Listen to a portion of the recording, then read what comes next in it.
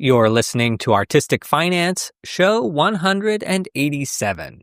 On today's show, we talked with Broadway, Off-Broadway, and West End lighting designer Isabella Byrd. We talk about dealing with the IRS, union pension, healthcare, and the union ledger, commercial theater fees, aka Broadway, versus off-Broadway fees, aka nonprofit theater, and CDs, as in certificates of deposit. There is a moment we discuss finding the union ledger on the USA 829 website. If you watch this on YouTube, at that point of the interview, I cut away to me logging into my USA profile and then clicking to that portal. So if you can't find it yourself, go watch the video and you'll see how I find it. Listening back, I noticed that I kept hitting the microphone. I'm not sure why I was so careless that day, but please accept my apologies for your eardrums. And the last thing before we get to the interview is that while I don't want you to stop this podcast and go listen to another, I do want to mention that lighting designer Cory Pattak has brought his In One, the podcast, back from a 5-year hiatus. What Cory does is talk with Broadway and theater designers in 2-hour unedited sit-downs, and it is the nerdiest conversations, but that makes them the best conversations. If you're interested in Broadway designers, check out his 3 new episodes with Mexley Kuzan, Jason Artizone West, and our former guest, Asia Jackson. They are such good episodes, and I know this because I've already binged them. So anyway, enough about that. Let's get to today's interview, which I will wager is in contention for our best episode ever. But I don't want to oversell it. It could just be that Isabella charmed me. So after you listen, let me know. Without further ado, let's get to the show.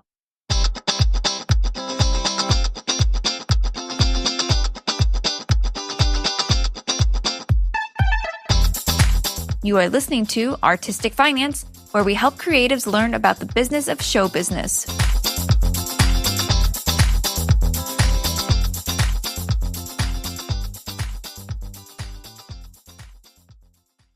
Welcome and thank you for listening. I'm your host, Ethan Steimel. We are recording this March 10th, 2025, and the news today is that daylight savings went into effect this weekend, and my toddler decided to be up for an hour and a half last night. So if anybody's watching the video version of this and I look disheveled, that is why. Maybe better parents or more involved parents will shift the bedtime 15 minutes to accommodate. That's not our style. We just jump the hour and we're paying the price today. So much planning. It takes too much planning. Exactly. We don't have time for that. All right. Today, I welcome lighting designer Isabella Byrd to the show. And Isabella was just a guest, well, it was 6 months ago, back on episode 164 with a whole panel of lighting designers talking about pay negotiations. So some of you may already know Isabella. But Isabella, well, first off, welcome. Thank you so much for having me. We know you're a lighting designer. Can you tell us maybe a bit more about yourself, anything that we should know, and then also maybe what you're working on now, if you're working on anything? Sure, yeah. I'm a lighting designer. I live in Brooklyn. Been in New York City for about almost 20 years, which is exciting, and I love New York City. And as a lighting designer, I am mostly working on new work, mostly new plays and some musicals, and also revisiting the classics sometimes. But I really enjoy working on new work specifically. And I think the majority of my work sits in the off-Broadway sector, but also in the last 2 years, I've been able to enter the Broadway world. So that has expanded my horizons in a variety of ways. So that's been a thrill and certainly eye-opening financially. So we'll get to that.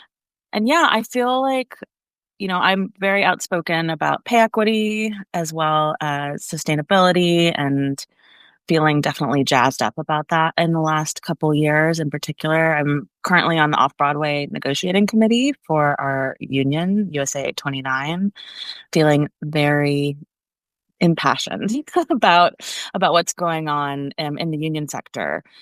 As a lighting designer, I'm like interested in mentoring more, I guess, as I get a little bit to a new spot in my career, and sort of thinking into what that means in a couple of ways. So not necessarily practicing it yet. So just putting that out there.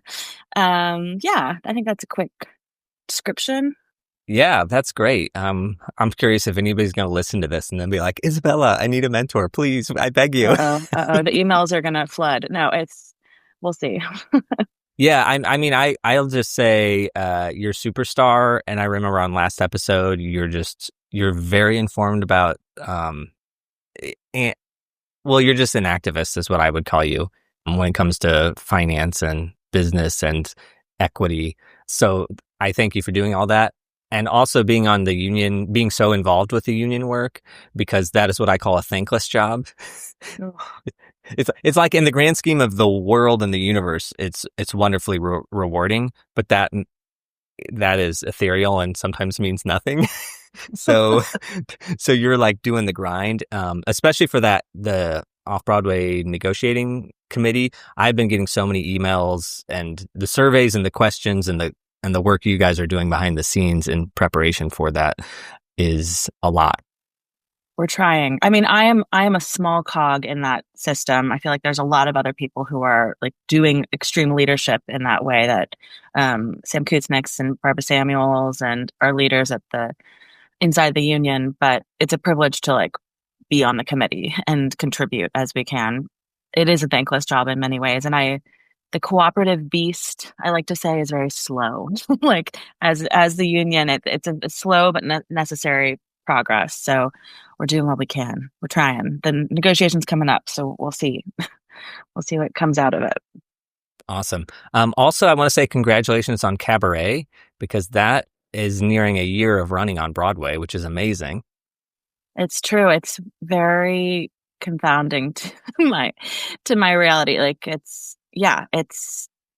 guess it's my year anniversary on Broadway then, because I did a play right before we started tech in Cabaret. And so, yeah, my world has flipped upside down since that, in the best of ways. But we're very proud of it, and I'm happy that it's still running. That's amazing. All right, so now your creative personality here. What is a live event that you like to experience as an audience member? I love work that sort of transcends definition, which is maybe a cop out on answering your question. But I love when it's difficult to sort of identify, was that a musical? Was that theater? Was that performance art? Was that a live concert? Like the more mysterious and experiential, the better. I think which is not to say like I love audience participation or anything, because I don't necessarily, but I like events that sort of are difficult to categorize are my favorite. Because they also beg the questions of like, how did they do that? And it's so nice to not be able to point at every trick and be like, oh, I know exactly how that was achieved, but just instead like get swept up in the thing itself. I do remember we were on an exam committee once, and one of the designers that was applying had done a piece of work. I don't know what it was called at the shed, but it was like floating cement cubes. And I remember you in the middle of the exam, you were like, that was such an amazing piece and so incredible. It was great. I wish I could remember the name of it in this moment, but yeah, that is a good example of like, what, like you can't quite tell how they're making cement blocks, or seemingly cement blocks, drift. I think it was called drift and it was great. Yeah, I loved that. And the Shed's doing some interesting programming these days. New York City's programming is in a funny place at the moment, and the Shed is usually has some good surprises. I totally agree. I love Jean-Claude and Christo's work, and they're bringing some of that back this year posthumously, which is to me super cool. And I'm sad that I've moved out of New York now, so I probably won't see it. But also things that start here tend to travel the nation, so that's helpful and exciting too. True, I will see it in a year. All right, your financial personality. Are you good, bad, or neutral with money? Oh, I'm gonna say neutral bad. I'm gonna, I'm in the spectrum of neutral bad only because it continues to intimidate me, though I think it's so important to talk about money. And I'm so glad that your podcast exists for this purpose and it like really reaching into all avenues of finance. But I'm gonna say neutral bad. We're going to find out more about that neutral bad here. Let's go back to before your lighting career. Growing up, did you have a good financial example? I did. My parents are very responsible and very, I mean, for being very like funny liberals in our culturally, like they parts of them are quite financially conservative in some ways, and so I think that that's just like been a little touchstone for me always, being like, oh, I can use this as an example, but also we weren't necessarily talking about it tons. So I think that's one of the reasons that I started talking about it with some colleagues early in New York. And I'll probably say Barbara Samuel's names a few times. I don't think she's been on the podcast formally. Has she? You should absolutely speak with Barbara Samuels. But when we were first in New York City as baby lighting designers, she asked if I would sort of co-general manage a very small playwriting company with her because she was going to go back to grad school and she knew that that was going to be difficult to do alone. And so by sort of jumping into that nonprofit volunteers admin space with her, I had a quick view of what certain finances looked like and how much it actually cost to like build a show, even if you're like scraping by. That gave me just enough knowledge to understand the like bigger picture of finances in showbiz, um, even for just like tiny downtown things. And I think it has informed how I build shows, how I make my art, because I want to be financially responsible and make sure like the resources aren't being wasted in a variety of ways. So that is like specific to like actual show budget finance, but it gave me a little bit of a push also and like be smart about your own budget. So, I love that. And also, I feel like I'm an apologist for producers because I also a little bit understand how much money it takes to put something on. And I do understand the caveat that if you get to a commercial situation, the producers stand to benefit like wildly. So I do get that like very massive reward, but a majority, even commercial stuff, a majority of it costs so much, and the chances of that reward, that capitalistic reward materializing is very slim. A few episodes ago, we had Matthew LeBlanc on, who's a performer or musician producing his own one-person show, and he's been very successful with it, with a little like Off-Broadway at the Tank run. And he wasn't like forthcoming with the financial details, and I don't hold that against him at all. But even so, just for a little one-person show that's not really requiring scenery or costumes, there's some media. But even that, you're getting up to like $25,000, and that's with having the venue provided and all this extra stuff provided already.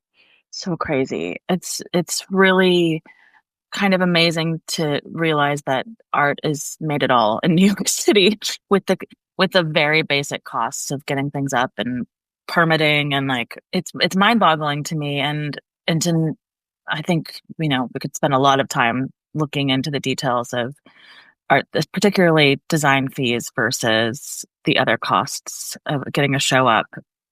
I think we're all sympathetic in many directions, but I do sort of end up landing back at like really digging into like what this design fee is this in contrast to the rest of this huge bucket. Like what is yeah.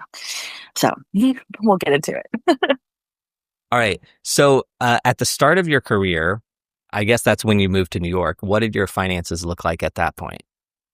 I was very lucky that I didn't have any student debt. I'm very grateful to my parents for helping me through that. And my parents purchased a bond that matured every year that I was in school. And so that we used that bond for my tuition every year. And because I was able to secure some scholarship, the last bond, we didn't need all of it for education. And so we took that and they encouraged me to invest that at that early age. That was in 2008. So the don't need to remind your listeners what happened in 2008. But did you invest it before 2008 or after 2008? It was like literally, basically that money has not grown, is what we'll say, in like a tragic way, that money is almost the same amount as it was back then, which was approximately $10,000 at the time, which to my little mind entering New York City, like making that not available for living expenses and just putting that in sort of an account I didn't understand and was just sitting far away. I was like, I'm being responsible about money, but also it just was kind of a foreign alien object in the distance. I think it's grown a little bit, and I probably haven't been as adventurous with like moving it around as I could have, but it's a funny mark of like, oh, right, this is the state of my financial growth in its own way. Oh, that's so painful. But also the flip side, if let's say you had used it for living expenses, it would be gone now. Oh, it would be absolutely evaporated, like 5,000%. I mean, when I moved to New York City, I was sharing a 2-bedroom apartment with my friend who moved from school with me. And I think our rooms each were like $700, like, which was pretty good at the time. And we moved to Bed-Stuy, which was like, no one was living out there yet. I was like, definitely very first part of gentrification out here. And then I think that so much of my early time in New York and my financial stability actually came from not moving a lot.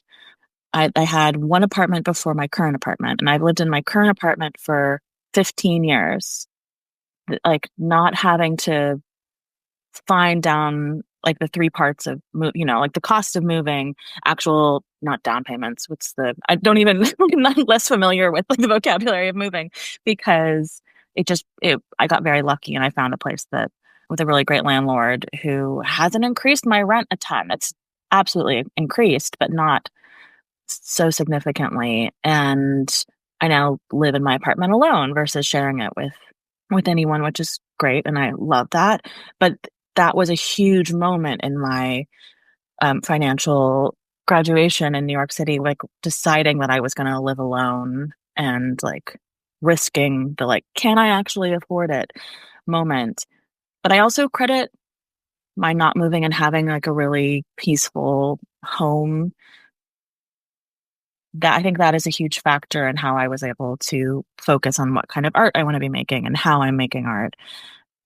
I'm sure it would be different if I had to juggle all those funds and move a lot more. But I also supplemented my living expenses by, I think in 2016, I was working mostly as an assistant and an associate, and I met a designer on a project who was looking for like a crash pad in New York. My friend Misha, who's a sound designer based in Chicago. And so he rented my second bedroom for a while at like a very small cost, but it meant that I could basically live in my 2-bedroom at the price of a studio. And like we would often miss each other like ships in the night. It was like I was out of town for 3 weeks and he was here. And it was kind of perfect, but it really changed my financial security. I love that, because that's like a repeating trend on this show, is that keeping overhead low. And while that sort of ties into that of like the stability that allows you to do other things.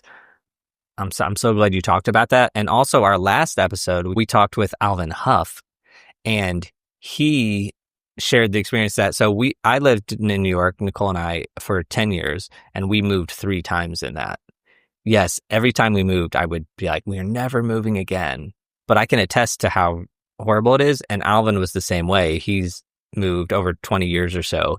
He has moved so many times, and we just talked about that. So I think that you are not moving, I would say, is super wonderful and beneficial. Hugely. Yeah. Yeah, because it almost just seems like a fact of life that you move a lot in New York. Yeah. And every time I share to anyone, like, oh, I've been in my apartment for going on like going into out of my 15th year into my 16th year. They're like, do you own? And I'm like, I do not own. I wish I owned. Like if I think about all the money I've put into this singular apartment just in rent costs over 15 plus years, like it makes me sad, but also it's cheaper than having to move a lot because actually the price of my apartment is under market because my landlord is very kind and like it's not she'd rather have a good tenant than like keep it. I couldn't live in my neighborhood right now. If I had to move somewhere else in my neighborhood, it would be a huge jump in my overhead costs. Like absolutely. Granted, Broadway money might make that possible, but I don't want to move. I love my sunlight, uh, but it's complicated. Well, and also like we all want to own. I feel like that's part of the American dream. But Nicole and I, we bought a house last year in May. It's nice. And we're now in Missouri. So it's like just a different life from New York City. Totally. It's, yeah, it is like we feel like, okay, we finally bought and that's an accomplishment. But we still have to pay that mortgage. And there are so many extra costs to owning. And I know everybody always says that like, oh, you don't know until you have to replace the refrigerator and the air conditioner and all these things that we're having to do. Totally. And we don't have a financial advisor, but we did for a while. And the financial advisor, we would meet with them once a year and we'd be like, oh yeah, we're renting and this is our rent. And like, oh, we'd love to buy. And the financial advisor would always say, it's not that big of a deal. Like, because you can move anytime you want. There's all these benefits to renting that everybody thinks it's this bad financial decision, when in reality, it's not at all. Completely.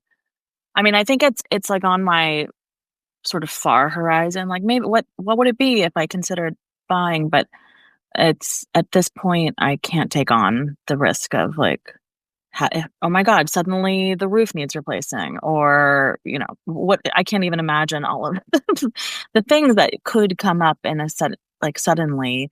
And I'm grateful for my circumstances, and I also like should put out into the world like I'm a single person living alone in New York City. I don't have children. I don't have pets. Like it's my entire financial stability is completely about just having to support my single self. And like I think I would also be delighted to share some of this cost with somebody. But I acknowledge that like I feel very lucky to be in my circumstance and afford a cozy home. Yeah, I love it. All right. So today, now in your life, do you worry or think about money on a daily basis? I think about it lightly, like peripherally, but I do not worry in the way that I did back in like 2020. But like Broadway money has changed my life. And I really like, as I was assisting and associating for the like 10-ish years before really my own design career was able to catapult, like I just couldn't. I was scraping by like in a really significant way. And so when I got very lucky and we did cabaret in the West End first. And so and cabaret is still running in the West End. And that suddenly I had passive income for the first time in my life. And I was like, holy moly, this is astounding. It's not tons of money. The West End is like, it's not the same. But it really, really changed my life. And I was able to stop thinking about like like crunching numbers every month. But I know you like to ask, there's a certain question you ask about like what's, a mistake that maybe we've made in our lives that other people can learn from. And this sort of, it all happened sort of right when cabaret was happening in my life, which was like, felt like a fluke gift, both as a project, but also in a financial circumstance. So bear with me as I take you on this tale. Back in 2012, I, was really scraping my life together penny by penny. I remember spending like this like little origami folded dollar bill that was in my wallet. A friend had like, very like teenage sort of gift that you just have. And I remember being like, this is what I need. I need to like unfold this and spend this on dollar pizza because I have no other way to get food right now. Like that was like that was how 2012 was going in my life. But I was doing a lot of window work, windows design, lighting design for like Diane von Furstenberg and like Ralph Lauren and sort of, which is staying up till 4 in the morning and climbing around these tiny windows and pointing lights at very expensive products. I think at Diane von Furstenberg, I made a total of like $850 that year from Diane von Furstenberg. And my taxes, the government was in denial that I could have only made $850. Like that was so little in the scheme of what other people were making in that company that I'm bad at taxes. I must put that up there. But in that year, the government processed it as $85,000 because I was not dotting my T's and crossing my I's, which is how I was actually functioning versus dotting I's, crossing T's. Anyways, they chased me for like 10 years. I didn't know this was happening, but they chased me thinking that I owed them $20,000 because I hadn't paid properly on what was actually an $850 total payment. They were convinced was $85,000. And that in 2020, I finally clarified that with the government, like at long last. But I was being threatened with like liens and all these things. And I was just so intimidated by that in my life that I just kind of froze instead of like really dealing with it. But I was like living on the edge of like, oh my God, is like a huge chunk of money just gonna vacate my account? And it's worked out, thank God, at this point. But it was insane to me that people couldn't like even perceive that like, oh, this person only made $850 from this huge company that year. I guess that happened in 2021, actually, because Cabaret was happening in 2021. So in the same moment where I was like, I'm finally getting money in my account for the first time in my life. I'm like making a real design fee and royalties. Like I was also afraid it was going to be completely flattened by like a government lien that was just a mistake. So I guess follow up on your taxes, kids. It's like the moral of that story, but it was haunting and I just felt so dumb and frozen by these like scary letters from the government. And yeah, anyway. Okay, I just have questions to this because this sounds like my worst nightmare. So, a 9-year situation here, was this the IRS that was sending letters and threatening with liens? Yeah, it was IRS. So they were just sending you letters, since you don't move very often, to the same place. But I actually wasn't like, I didn't get that many letters in the end. So I was sort of and like, as designers, as freelancers, we're traveling so much that I think that some of them probably did get lost in the wind of like New York City's postal service, which we love you, but do better. And yeah, 9 years. So actually, the past 2 episodes, we've had similar situations, actually. And it seems to be just the general thing that, say this happened in 2012, chances are they didn't notify you until 2014. Probably later, I think. Okay, even later. And then when you are getting these letters that say, hey, you owe us $20,000. Wait, sorry, I'm all over the place here because this is amazing. I'm going to jump forward to a question, which is, do you file your own taxes or were you filing your own taxes at this time? I had hired at some point, because I have continued to be intimidated by taxes, I had hired somebody to help me out with them. And then that CPA had a family emergency one year and dropped the ball on my taxes. And that kind of got lost in the wind too, because I just like was being really bad about even following up about this stuff. And so in that tangle, I kind of stopped using people, but then I wasn't doing a great job at my taxes. And so I'm actually switching to a new someone this year. But I'm bad at it. It's so intimidating to me. But I love that you clearly were filing your taxes each year. and presumably paying what you owed and or probably not getting a refund, I'm just going to guess. Yeah. But I'm amazed that you did it every year, even with that sort of leaning over your head. Yeah, and it was awful. Because did you know that that's what had happened, or you didn't know until 2021 that is, you finally figured it out? I finally hired someone separate to go and dig up actually what happened, because it was like just literally a comma that wasn't really available or showing up on the documents that I could dig up on the internet. And so it took paying someone like thousands of dollars to go figure it out. So a nightmare. And what's also crazy, sorry, this is just me with the IRS, and it's not clear communication, because Nicole and I had a situation a few years ago where we have somebody file our taxes, right? And then we get this bill from the IRS that says you didn't report $20,000 or something like this. What it actually was there just was a box that needed checked that said we didn't live in this area or something like this. But nobody told us that. And I just, like, from Googling and stressing and worrying, we figured it out. And then we reached out to the CPA and we said, hey, is it possible that you didn't check this box? And the CPA was just like, yeah, that looks like it. But even they were like, that's probably it. So then we just submitted that to the IRS and said, hey, this form, and here it is.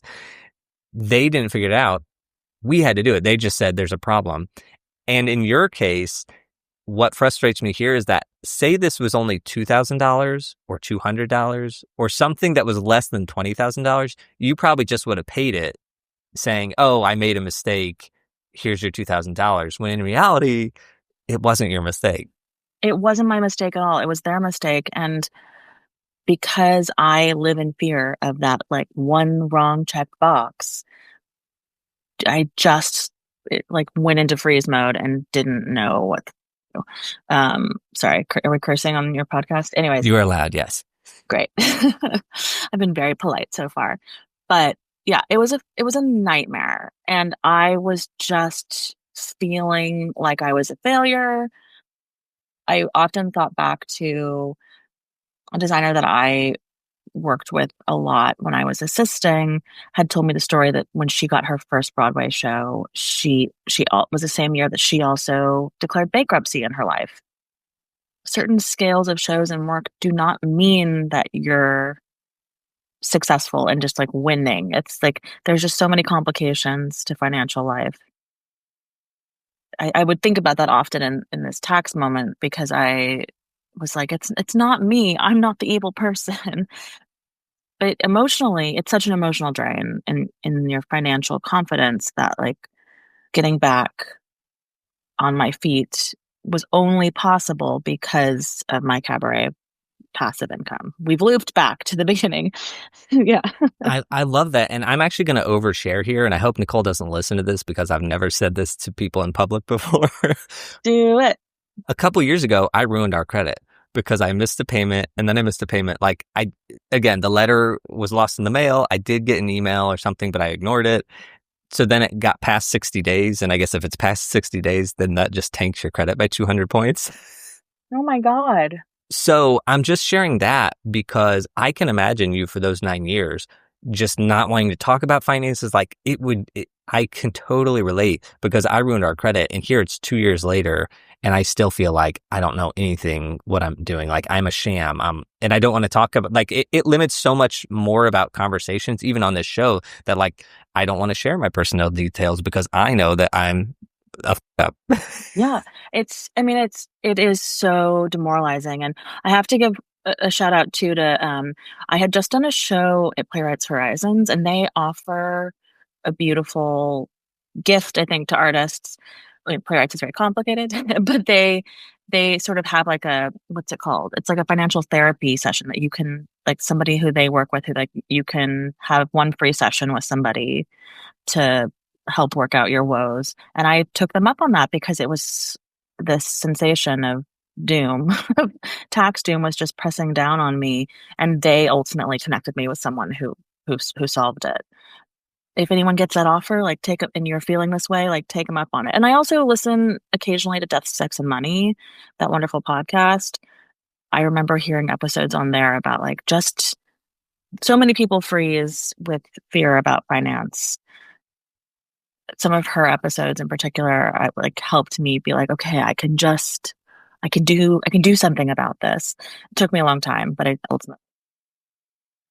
I love that. And also, I'll just pitch the Entertainment Community Fund too, because their stuff is all free and they're constantly offering wellness, not necessarily one-on-one wellness sessions or financial wellness sessions, but certainly classes that could lead to that. So if anybody is curious, Entertainment Community Fund probably has something free that you can go do. Yes, yeah, and those resources felt less available to me, I think, in my early years in New York. It wasn't as featured, I think, or I wasn't existing in the pools that pointed them to, or I did not find them easily. But at the time, I was, because of my experiences with, working with Barbara Samuels and like in sort of some nonprofit admin volunteer spaces, I thought I was smart, and now I still feel silly about it. But that's, personal finance is so different than show finance, I think, too, because I feel so emboldened to like demand budget transparency from producers and production managers. I feel emboldened in that way, but in my personal realm, it's still a wobbly road. I totally understand. Totally. All right. So you mentioned you didn't have any school loans. Do you have any other debts ongoing at this time in your life? I don't, which feels amazing. Yeah, I mean, I feel like like the general concept of taxes feels like debts to me, but I also am excited to contribute to, the betterment of society, though that's complicated these days with the quote unquote leadership happening in government. I mean, also the way that they've cut tons of IRS workers, right? So like it's just going to be madness when tax season really hits. I don't have much to say about that except for fear.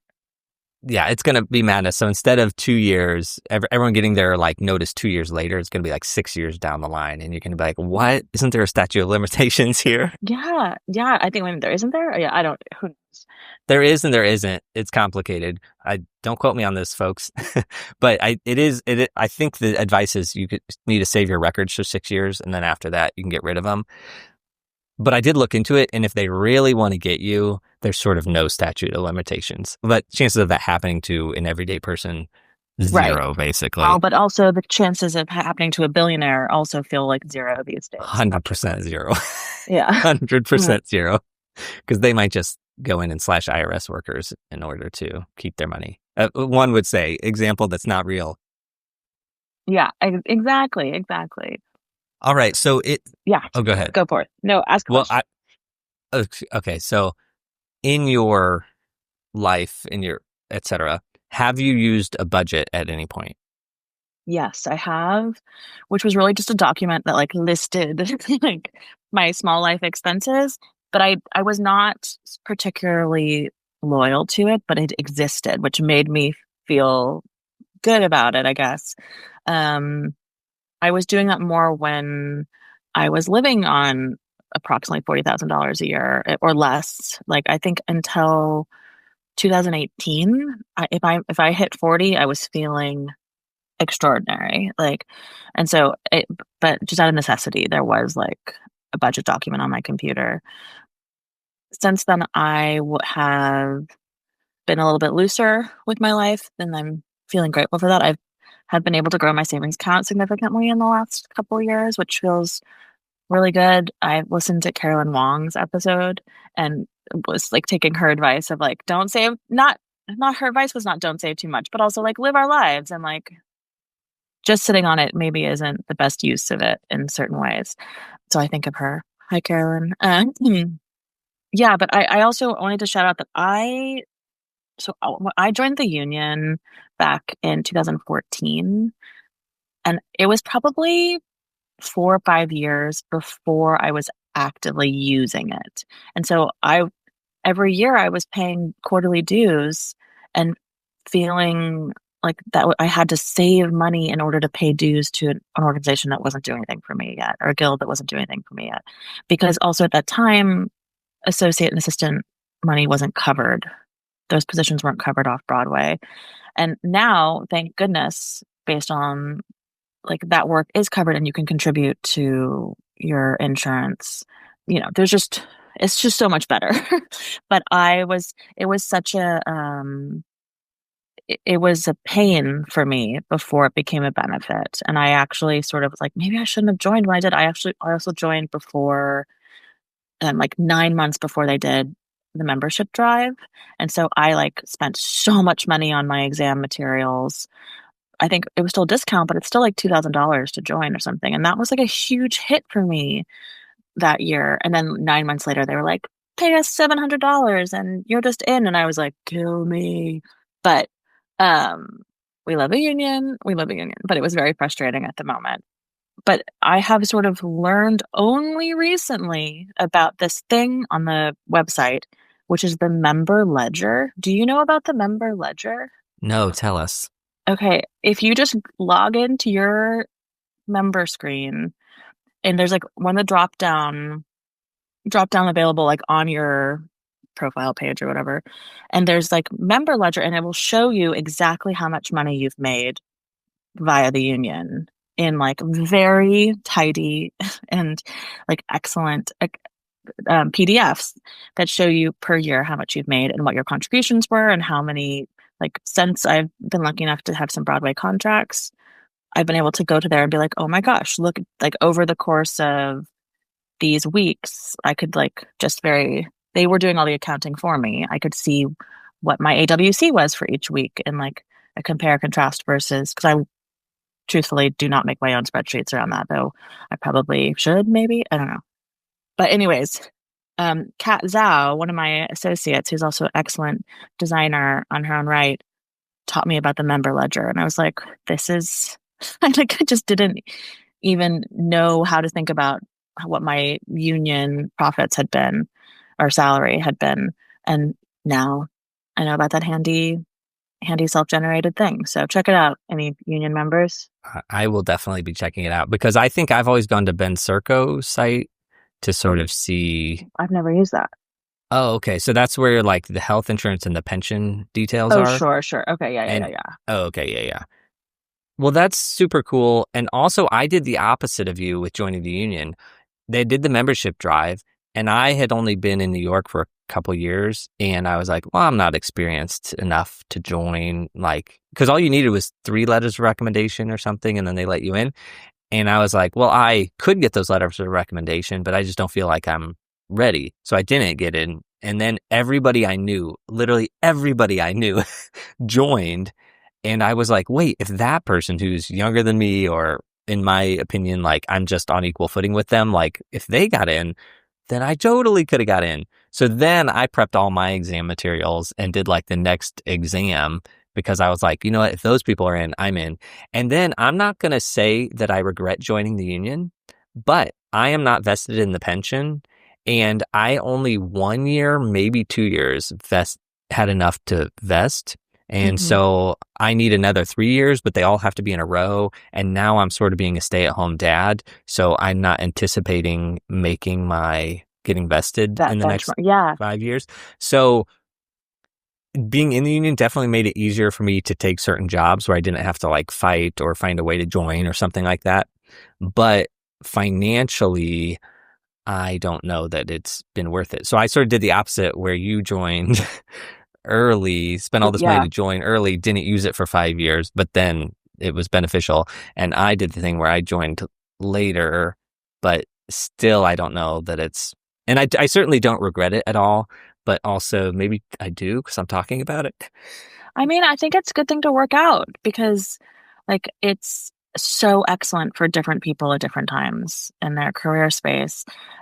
Particularly if you don't have another partner's insurance that you're relying on or naturally folded into, or like the Obamacare network is something you do. But like I think particularly for health insurance, it is a huge benefit, and that changed my life. I also went without insurance for a couple of years, and sorry, mom, sorry, dad, but they'd be horrified to hear that. But I think I was like lying to my teeth to them about it, being like, yeah, I'm covered. But like, I wasn't, because I was just too much of an expense.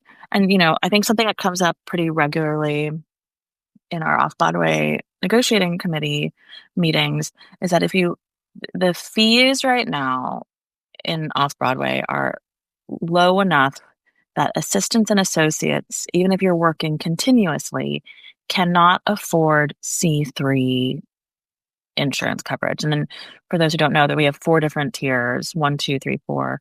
And 4 is just like catastrophic coverage, basically. It's not great, but it's certainly better than nothing. And 3 is sort of like, I think it requires like approximately $2,000 in your cap account to make clearage, and then you can contribute if you're, or whatever your employers didn't meet that mark. But it's really difficult for assistants and associates, and I think a handful of many designers to hit that mark. And so, like, one of the major reasons we are advocating for fees to go up is so that we can afford our insurance in a very basic way. Of course, it's like very linear equation there, like that is how it works. But I think it's something that it's not as obvious to a lot of membership, like that is as simple as that. It's an intimidating space too, I think, for a lot of people. And I don't really understand the pension space. I need Bradley King to give me, like, he has I'm sure I think I've listened to other people mention that on your podcast. You have to bring him on so he can, like, do a really quick and dirty review of it, because I think he also has a cheat sheet that he made that is somewhere buried in some folder of my computer. Well, that's when I learned about the vesting and that I wasn't vested. Well, I guess I sort of knew, but he has a cheat sheet that made it super popular, and I think he passed it around, or it went public in like 2019 or 18 or something. And I remember I sent him an email that I don't think he ever got, but I was just like, thank you for this. This was so beneficial and amazing. I need to review it. Yeah, I need to, like, go back and look at it, because I think I've just hit my mark, but that's only because of my commercial work. Like, it's really hard to vest. It's harder than it should be, because it's, I think, how much per year? 30? For like a half vesting credit, it's in the $20,000 range, and then I think for a full, it's in the 35,000, maybe 40,000, maybe it's double that. And I think you can vest on a half pension. Like, I think that counts. So if you get a half for 5 years, I think that also counts. Now, I will say that I've been bummed that I'm not vested, but I have done a lot of non-union work. Like, I did a lot of TV work and stuff. But going back to your member ledger, if that was shown to me every time I logged in and I saw it, and then I would have been like, oh, I'm only $2,000 shy of vesting this year, I would have been like, I got to get a $2,000 gig. Yeah, or you could have advocated for one of those other gigs just to be on a union contract in a very simple way that, like, I think some of us get a little lazy about that sometimes. Or I know I did at a certain part of my career. I want to mention that we're talking about, like, if you're on a union contract, just for simple numbers, say you're getting paid $1,000 for something. If you go on a union contract, roughly 22% extra is added onto your fee. So the producer has to pay then $1,220, if I'm doing that math right. So I've always felt not guilty about that, but when I'm asking for a union contract, it's always this. Sometimes the producers are like, okay, we'll do it. And other times they're like, well, we're going to take that $220 out of your fee and we're going to reduce the number. And which they're not technically allowed to do, but they do very regularly. Correct. And so, but that's always a thing. And I've always been feeling guilty about it. And then I was talking to somebody recently who works at a university, and they do like a summer stock. And they were saying that if they hire one of their own people to do a job on that tangential theater that they produce, that $1,000 fee that they have to pay their own employee, they then have to add 40% on. So they're paying $1,400. And those people are not in a union. It's a very anti-union, because I was saying, well, how come I can't get a union? And they were saying, because we have to hire this thing and do all this. So all I'm saying is that outside of theater, I've always thought 22% is so not unfair to producers, but I'm like, oh, that's definitely a big hit. But now I'm learning that in the world of business, other people are paying, like at a state institution, are paying 40% on top. So our 22% is like nothing. It's nothing. And I think that we have to normalize those factoids, because we just, like, it feels like we're asking so much, but we're not asking for much at all. And so I have in multiple instances, I did like a small off-Broadway commercial project that were refusing to put us on union contracts. And I was like, F you. Like, and the other people in this production are being covered by union, and you've just selectively said that the designers can't. And the fee was so small, anyways. It was like $2,000. And I was like, you're saying that we don't deserve health insurance? Like that, like we got really blunt about it. And they were like, well, no, that's not how we feel. And I'm like, okay, well then buy one less, goofy thing, like one less case of wine for the opening night party and make sure that other people can, contribute to their pension benefits, like the whole shebang. And I'm sure there was still an extra case of wine at the opening night party, but it's very frustrating. And I think we just have to normalize it because it's not a lot to ask for. All right. So you've talked a little bit maybe about what your worst financial thing you've ever done, which sounds like not following up with the IRS when they were chasing you. So the converse of that, what is a good financial thing you've done that other people can learn from? I shifted my savings account to a high yield savings account, and that has made a significant. I'm like quickly been able to watch the interest build, and I was like, wow, what a simple thing that I could have done years and years and years ago, but just didn't occur to me. I think my dad encouraged me to do it, and I was like, great, like this has a meaningful difference in my life. I also in the last year I've opened some CDs, and that has been really good for me. And so that's so easy, I think. And I really encourage people to do that because it's like such a simple form of investing.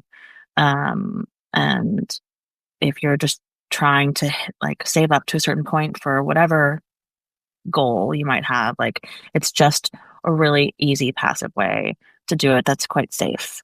I think I have a colleague who's encouraging me to do other things with my income these days, and I need to take him up on his financial advice. But so I can't like cite those yet as good things, but he's like, you have to do this. I'm like, okay, I will. And now I can't even remember what it's called in this moment. But yeah, I just did like some very simple shifting my accounts around, and that is making me feel more confident about my financial status.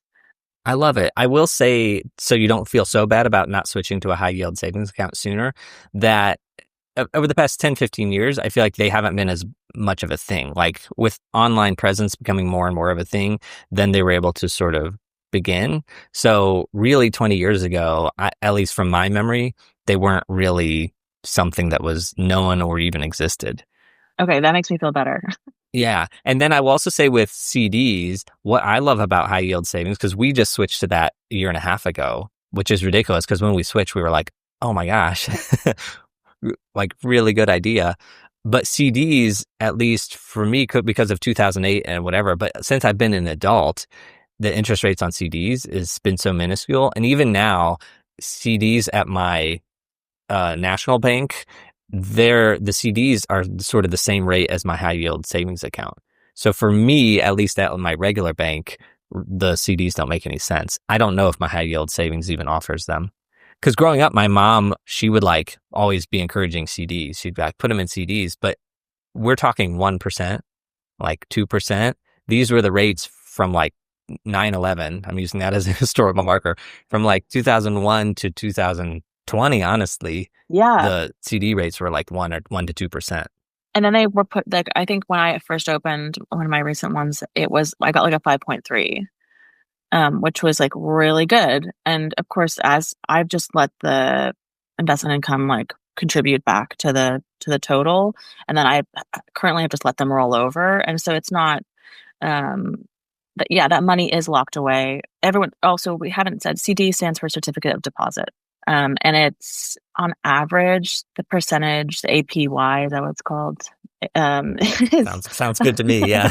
I'm pretend it might be AYP. I don't know. I'm not going to pretend. Yeah. There's like a monthly percentage yield and a yearly. So we'll go with APY. Yeah. And I think just over 5% was like a really incredible number for a lot of people. And I think now as mine has turned over, it's after that 182-day maturity cycle. You can pick different maturity cycles.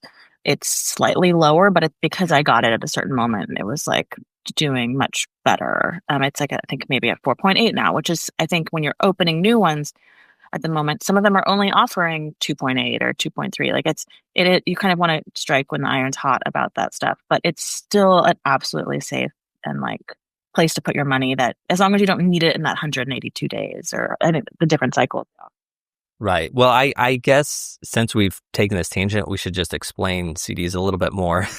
So you take your $1,000 and you give it to the bank, and they give you this certificate of deposit to say, you have given us $1,000, we have it, and you will get it back at the time that we arrange for you to get it back. And you will get a certain amount of interest on that. So if you're getting a 1% interest, we will give this back to you with, is that $1,001, $1,010 after a month or something. So they usually are like 3, 6, 9, 12 months or 2 years. There's certain times that they'll have a list and it'll say, this will be your interest rate for 1 year. This will be your interest rate for 2 years or 9 months, whatever.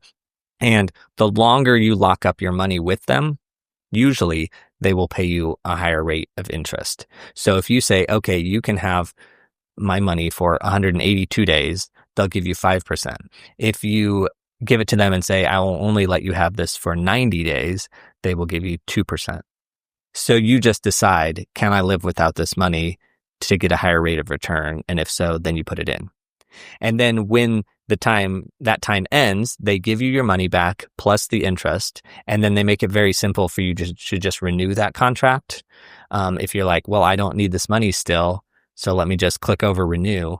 So that's sort of how it works. And the reason it's safe is because banks are FDIC insured. For the most part, all of them are insured up to $250,000. So your money is guaranteed. It's never going to go away. While they are probably investing that money somewhere, they're doing it in a safe manner. So there's virtually no downside. Like you will never lose this money. So that's why it's an alternative to putting it in the stock market, because there's no way you're going to lose your money. Yeah. A very succinct description. Well done, Ethan. Thank you. And I'll just say this. I believe my high yield savings account right now is at 4.3 interest rate. So your 5.3 is definitely higher than that. But in my current state of mind where I don't want to lock my money away, I feel more comfortable with the savings account. Totally. But anyway, and then I will also say that my parents, who are the ones that are like, CDs are safe and wise and all that. In the 80s, from what I understand, there was like 16% and maybe even up to 20% interest rates on CDs. And so they grew up in a time where that was actually a really, really great idea. And it's still a safe idea. It's just the return is not as much as... Not as big. That's right. Something else. Yeah. Wow. I mean, I'm very impressed by that description you just gave. And now I feel like I knew some of that. And I'm like, I must be good at finance, but I'm actually not great at finance, just to underline to everybody. Well, I don't think we've ever really talked about them because there are certain things that I just assume everybody knows. And so I've never taken the time to explain them. But it's one of those things though, like I think schools are getting better about teaching money and artistic finance specifically, but I did not experience that in school. And I sort of, for better or worse, at certain parts of my career, like subscribe to the fake it till you make it energy. And so I pretended to understand things that I didn't. And so I'm like still catching up from that. I kind of regret, like, I want to reinvent the phrase fake it till you make it in a way that's just reframed a little bit. I'm workshopping it. If anyone has ideas, like submit to the podcast. But I don't think it's actually the healthiest approach, especially when it comes to like, I regret that in my financial maturity over the years. Like it has stunted my financial maturity because I thought I knew what was happening. And I think in showbiz too, like in the workplace, I pretended to know things that I didn't know. And I think if I had actually just been empowered to ask questions in certain moments, like I would have grown even faster. Yeah. All right, here's how I would rephrase it. You belong in the room as part of the team until the time in which you become a leader. Something like that. Beautiful. I love that. That is an excellent sentiment that I subscribe to. Yes, absolutely. Absolutely. We'll find a way to make that more succinct. But that is the ethos. Absolutely. Working with, you've mentioned this a little bit about that Off-Broadway contract and trying to get them to put it onto a USA contract. Working with assistants or fellow designers, do you ever help other people negotiate pay? Oh, yes. I feel very passionate about this. And in fact, I kind of love to get into that business with my associates. And that is predominantly in the off-Broadway sector right now. And also for the Broadway shows that I've been able to do, I'm very active with my associates, making sure that their weekly rates and their terms are acceptable and they're not taking a hit for like the good of the team. Like they deserve as much as we can get them. And different producers, different general managers feel very strongly in different ways. And I encourage my assistants and associates to CC me or BCC. I'm trying to bring back the BCC in the world. I encourage them to do that because then I think there's sort of just like a soft pressure of transparency to whatever institution you're in negotiation with. I feel very strongly, and I wanted to bring this up, so I'm glad we've kind of segued into it.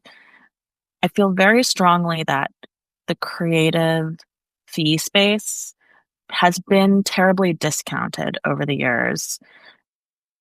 If you compare it to the technical labor rates, we are making significantly less from an hourly perspective.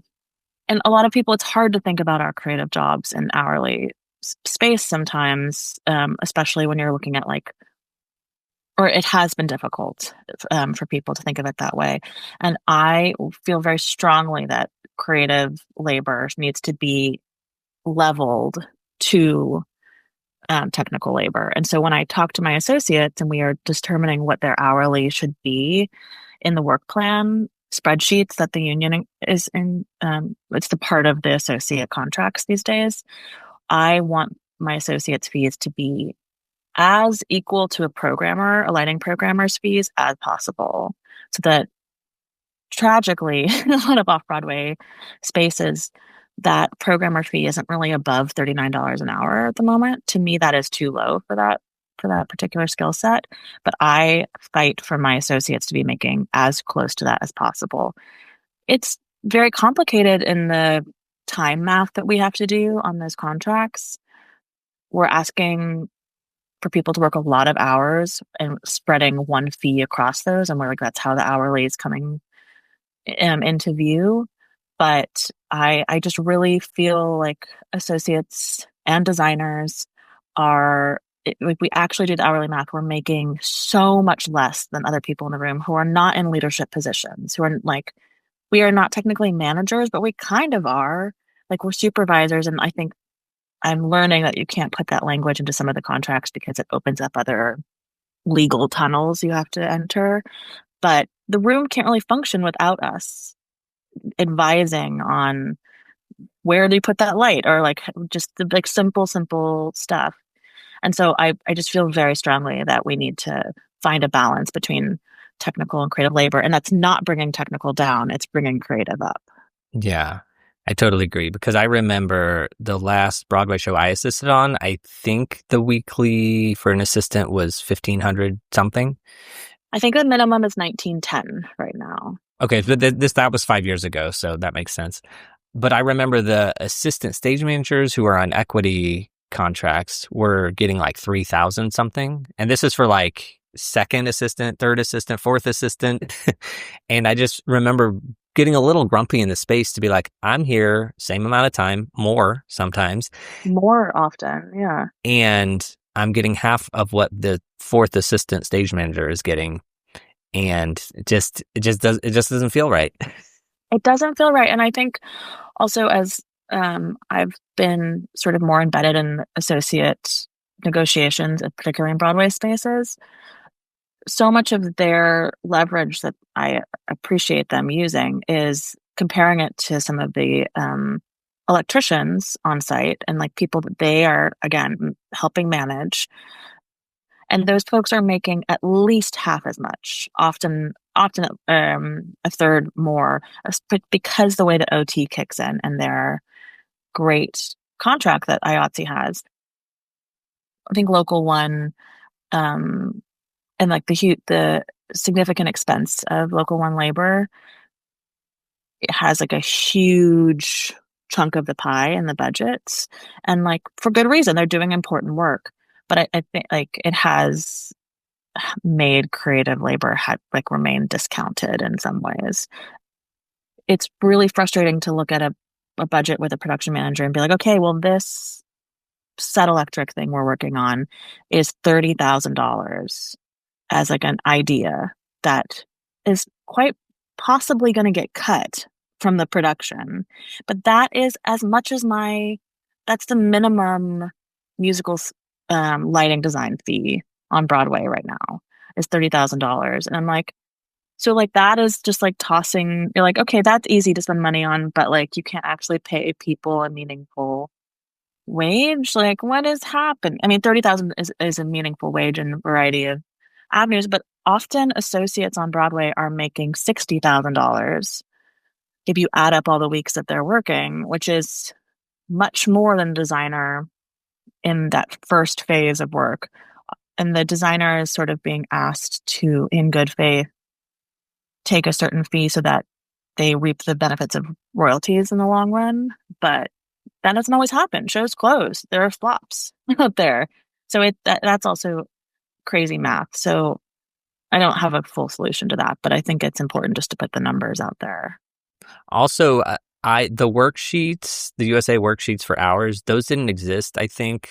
I think they did exist when I did my last like Off-Broadway associate, but I just didn't even know that they existed, so I didn't deal with them. I think those are wonderful things, because another one of my complaints has always been people don't think of us as hourly workers because we're getting a set fee or a weekly fee, and we have to break it down on our own end. But producers just think of it as like, that's what we have to pay for the week for them. And part of the issue with this that's been problematic for my life as an assistant is I've never been able to get more than 1 week as a prep week. There might have been one time where I got 2 for some reason, but it's always been problematic because it's like, for me, drafting the plot and going back and forth with the designer takes more than a week. I've always part of it, I've like been a little bit ashamed of it because I'm like, well, I think I'm just a slow drafter, but I don't think I am necessarily. Like maybe that's part of it. Anyway, that's just been one of my frustrations where it's like I think the hourly thing makes that a little bit easier to be like, I'm going to put in. Yeah, I think some of my associates approach the work from a weekly or day rate perspective, and so sometimes hourly frustrates them. But I do believe that the hourly structure has led us to more fair wages off Broadway. I feel extremely passionate, and I'm often in arguments with the public theater, and I'm happy to put them on blast lovingly. But my associate fees that I've been offered on like, the first offer you get, the lighting design fee at the Martins and Theater is $5,300, and my associate budget line was $7,500, which that is exactly how much an associate should be making there. I think that's it's an honest offer for the time commitment of that project. But for the associate to be making more than the designer in that context feels a little crazy. And especially if like you're acknowledging in an hourly perspective, this much work costs $7,500. And you know that there's like an entire other conceptual phase that the assistant is not as embedded in what the designer is doing. It's like, our work is so discounted, it's crazy. Again, associates should be making that much money. My associate on this upcoming project at the Public and I decided if we pooled our monies together and then we split them. So we're both making like whatever it is, 6,400, blah, blah, blah, like in that range. And we felt comfortable with that. But I also got into a fight with the Public about many fights with the Public.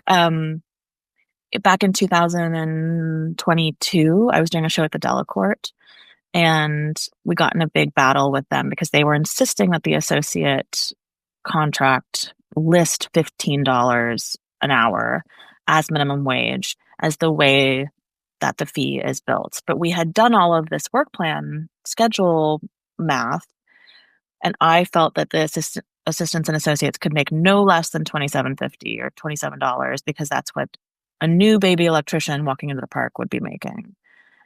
And so while we were operating in that sort of work plan, they were only there the hours that added up the $27 an hour across the whole fee. The public was insisting that it be represented as $15 an hour in the contract. I made a big old stink. We won. They had to put the proper fee into the contract. But that whole conflict was around minimum wage representation and on like the legalese of it. So in my most recent negotiation with the public, they have now insisted that there's a maximum wage limit for associates, that they will not pay anyone more than $35 an hour for associates. And I was like, you can't actually do that because as per the CBA, collective bargaining agreement with Off-Broadway League, we could technically say, actually, this associate is paid $1,000 an hour and they're only going to work 6 hours. Like, we're allowed to do that. But according to their internal politics, you're not. So I was fighting for my associate to make $37.50 an hour, which was closer to the $39 the programmer was making. But they denied it, and we are still operating as though the hour math is at $37.50, but legally they have, because of their internal limits, it says $35 an hour. It just felt crazy to be like, I'm fighting about a minimum, I'm fighting about a maximum, and you're paying me less than anybody else. So like, anyways, I could go on and on about that particular conflict. All right. Well, this is something I love about you, and also something I love about Bradley King, just because Asia Jackson was saying, oh yeah, Bradley said this is what's expected, or this is how we can work it out, and got help from Bradley as her boss. And none of the designers I have ever worked with have helped me with negotiations or like pay or letting me know like, oh, take a cab or try to take a cab or something like that. They've never done that. So I love that about you, that you're doing this. In these negotiations that you're having, is this all via email? It is often over email, though my lessons I learned from my original conflict with the public. The production management has turned over the public since that first disagreement. And with the new leadership, a sound designer and I were like, you know what, let's just have a Zoom with these folks and be like, gosh, bureaucracy, it's crazy, right? Like, let's all like just be humans together and talk about the like larger approach. So we had like a very candid chat with them, being like, it feels crazy that we're making less than our associates. Like, what up with that? And they were like, it is crazy. Silence. We're like, okay, well, like, how are we gonna, like, we know this isn't like an overnight change, but like, how can we creatively budget for this problem? And it was a really wonderful conversation that they met us in, and then we continued to have like disagreements about the hourlies, etc. But I do think the more we can meet the other end of the negotiation in like the most human communication, that is going to give us the most progress, because they're not evil people. They're like following their own rules. They have like their own numbers they have to crunch. I think the more we can humanize each other, the more likely we are to make the progress. But I also understand a lot of designers don't have the capacity for this kind of work. Like, it's just not naturally who they are, and they're grateful. They're hopeful that the work plan and the union developments take care of this entirely for them. And I think that's totally, totally fine. But I also think that it needs to be a space that associates and assistants can freely broach the topic and not be afraid for like that the work is going to be dented, because like we're all just trying to do the work. Like, I think we just have to talk about it honestly. I love that. And that's why I keep this podcast going, because I know that a lot of people don't have the capacity, and I often don't have the capacity, but I know that somebody has to do the work, and like we have to be talking about it. And so even before I was saying I sort of regretted joining the union, I also am now in this moment being like, well, the dues I'm paying every year are paying for the union to do all this incredible work that they are doing. So actually, I'm very glad I joined the union. Yeah, me too. Me too. I have a really great relationship with our business reps, and I actually spend a lot of time with like answering text questions from my colleagues about certain bits, and I encourage them to just like call up Adam Levi or Teresa Gazzo and Carl and just be like, "Hey, I'm confused about this thing," and like that's exactly why they're there. For the first part of my union membership, I was very intimidated also by I was like, all these forms and numbers and I don't get it.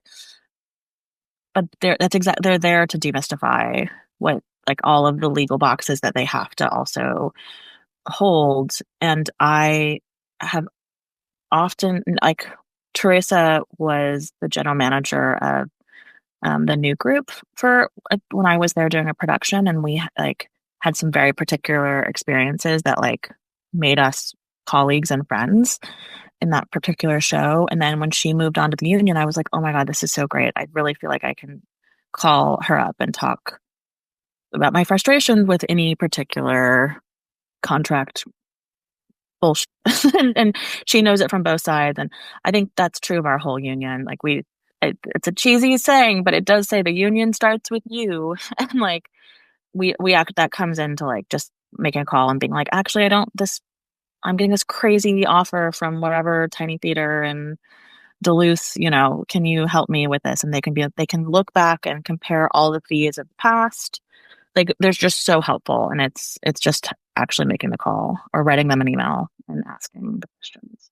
And I'm not good at negotiating or advocating for myself, but one thing that's helped me with that is that I have called the union office and or emailed the union office.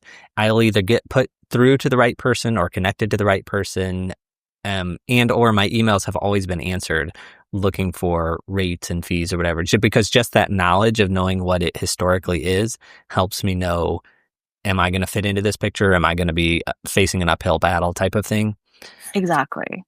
It's really huge. And I think they can also, like, they're never going to judge anybody on, like, oh, well, you don't know how that works. Like, it's kind of none of us know how it works in some way. Like, it's a very friendly environment. Yeah. So somebody from USA 829 listens to this podcast, actually probably more than one, but somebody that knows lots of things. And I have a correction that I have to make on some previous episode. But they totally emailed me in a very gingerly and polite and kind way and said, okay, so what you were talking about on the podcast is sort of true, mostly true, but here's the caveats. And I have yet to make that correction. But the kindness with which that was dealt with is basically everything that with the union. It's like no one's assuming, because it is complicated. Like all the contracts are different and all this.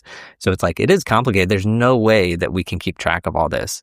And so the union has always been very kind with if I need to explain this a little bit before I give it to you, then that helps to put it in context and all that.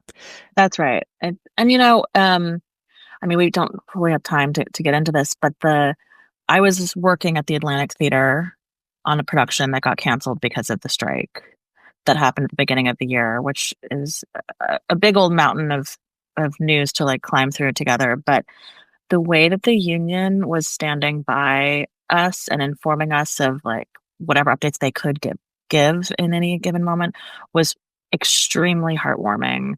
And I learned a lot in that moment about like what you can share publicly. And like I still have a deep rage inside me about what's going on. And I want to say shame on the Atlantic Theater Company, because they absolutely need to reform their budgets to afford to pay union wages that are very reasonable to the crew.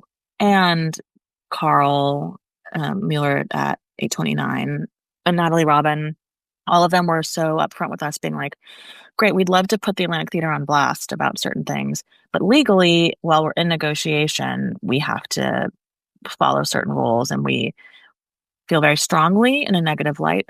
I mean, it's the lawyer that they have hired is notoriously union busting. And because he is so aggressive about some of his tactics, we really need to follow these rules. And I really respect that. And I want to burn it all down. But anyways, it's really complicated and important work. Yeah, it is complicated, and I have no knowledge of it necessarily, but I will say it's always that awkward situation of like theater is such a collaborative. Even the commercial theater is very collaborative, and to see, I'm not saying there's any villains in this situation, but when one of them is trying to not work with the union, it's always weird because it's like, but you're in an industry that has to work together. You can't not work together, like, because no one's being unreasonable here. Totally. And I feel I'm quite outspoken with production managers and with producers being like, if we can speak honestly about what's available in a budget, like we can all totally resculpt our creativity to tell the story with limited resources. And if that sort of creative budgeting enables more money to be available to pay people's health benefits, like cowabunga, let's go. Like that is the solution. And I also fully acknowledge that I am the person who will reapproach the producer and be like, hey, I need more money to light this play if we're going to agree to the other design department scale that's going on. Like in order to meet those other yeses you've given, I need a yes. I understand that that's kind of, those things clash against each other, but also I would be really, like I told the public, I was like, I would be very happy to consider a smaller budget line for my show if I can absorb to those $2,000 over into creative fees. And they were like, oh, we never thought about that. And I was like, it's so obvious. You never thought about that. But we were kind about it. And we're like, yeah, let's think about it. So it's all very complicated math, but I really encourage people to not feel shy about having those conversations with producers and with production managers and just asking questions that maybe feel dumb or like simple, because then they need to explain it to us.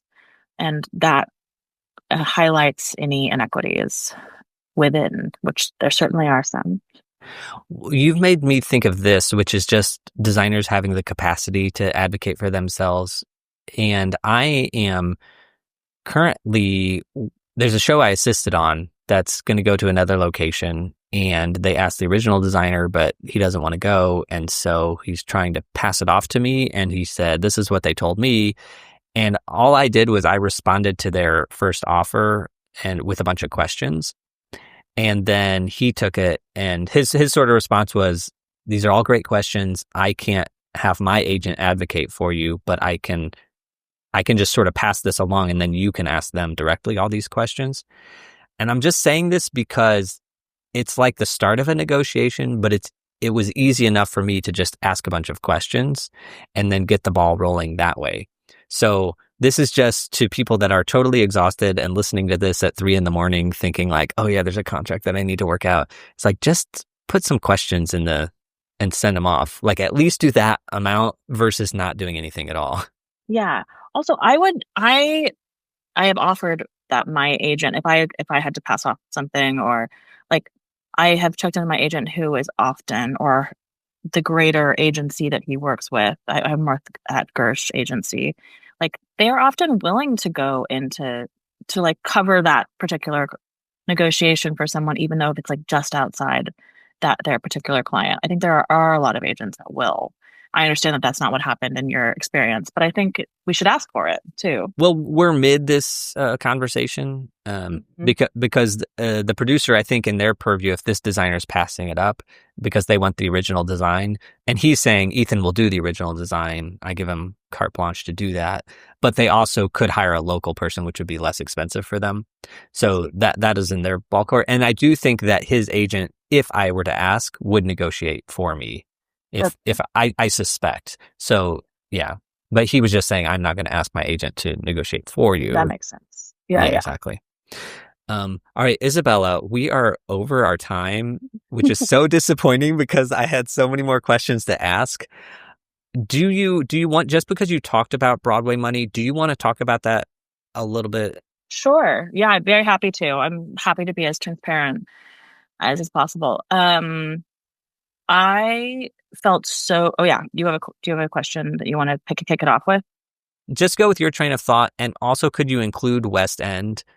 Because I've never worked in the West End, but I do know from like sort of the producing packets I've seen for like a West End production versus a Broadway production. It varies, but it could be like a quarter of what it would cost to produce on Broadway. You can produce the same show on the West End. So if you could include some West End talk from what you know. Yeah, absolutely. I mean, my first big commercial contract was a West End contract, which was Cabaret. We opened that in December of 2021, and I was with a different agency at the time, and so it sort of felt like baby's first contract a little bit, like commercial contract.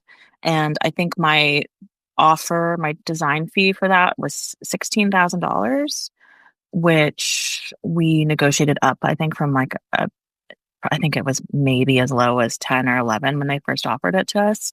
And then it was my first moment of entering the understanding of different royalty structures, which I often talk to my colleagues now that working on Broadway and off, and majority of designers continue to be bamboozled by like the royalty space because it's confusing, like I think somewhat intentionally by producers, but also it's just a complicated thing.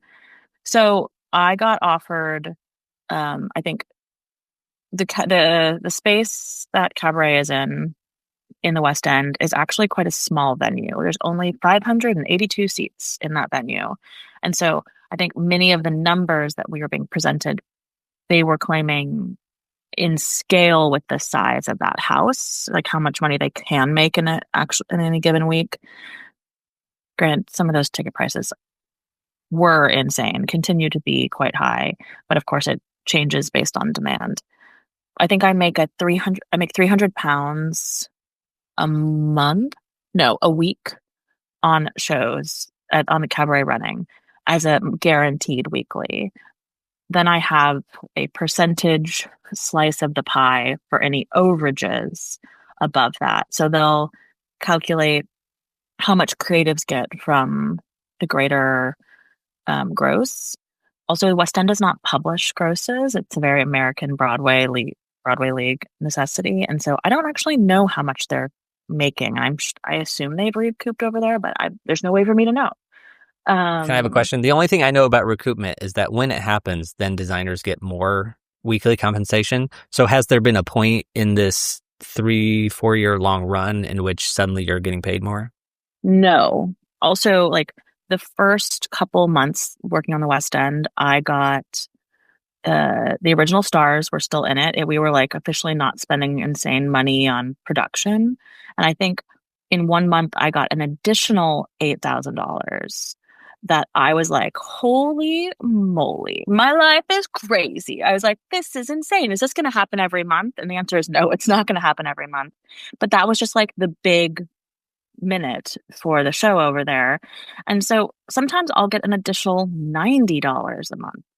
And other times it's like another $250. It's like all over the place. But I've never gotten like a big ticket like that in the beginning. Also, it took a while for my royalties to hit. So a bunch of them I got all at once. And I was like, this is crazy. Like I feel rich. And I made more on that show than I had in a whole year of my previous off-Broadway life. I think maybe before pandemic, maybe in 2019, I made I think I hit $58,000 that year.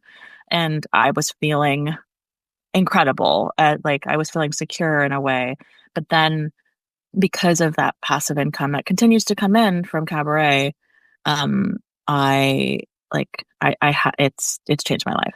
I think the first year I probably made around 50K additional in a way that, again, I wasn't actively doing the work anymore. I did go out, and anytime I go and check on the show and which is not very often because it's expensive in their eyes, but they do also have to pay me a day rate and then put me up and give me a per diem.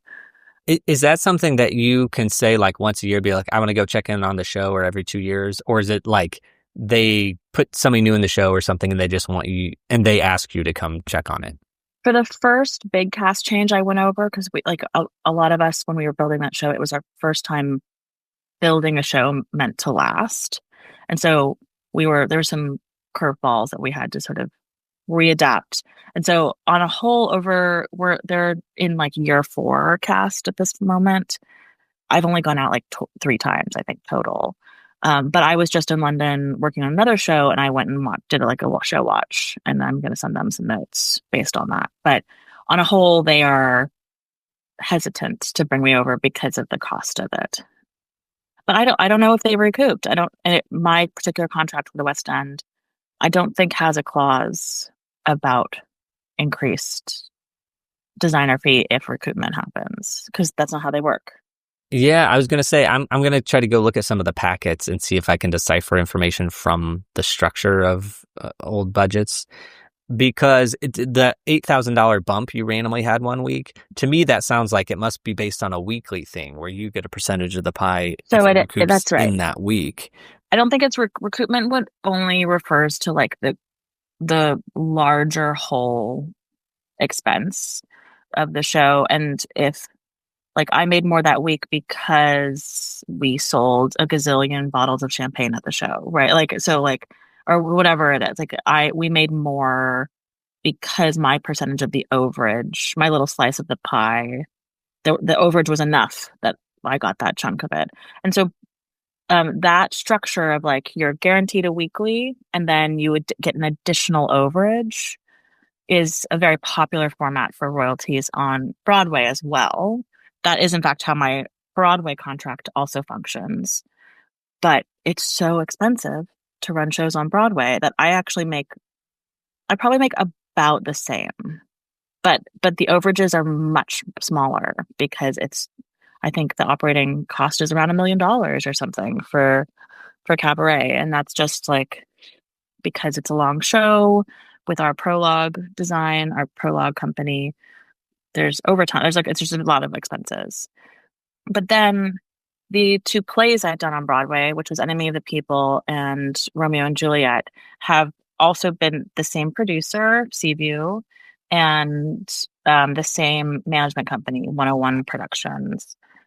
So we're building a rapport with those particular producers in negotiations, and my agent really manages all of that. But I can say that I think my design fee for Enemy of the People was around like just under 20,000, and then it was I think slightly more, maybe a couple thousand more for Romeo and Juliet.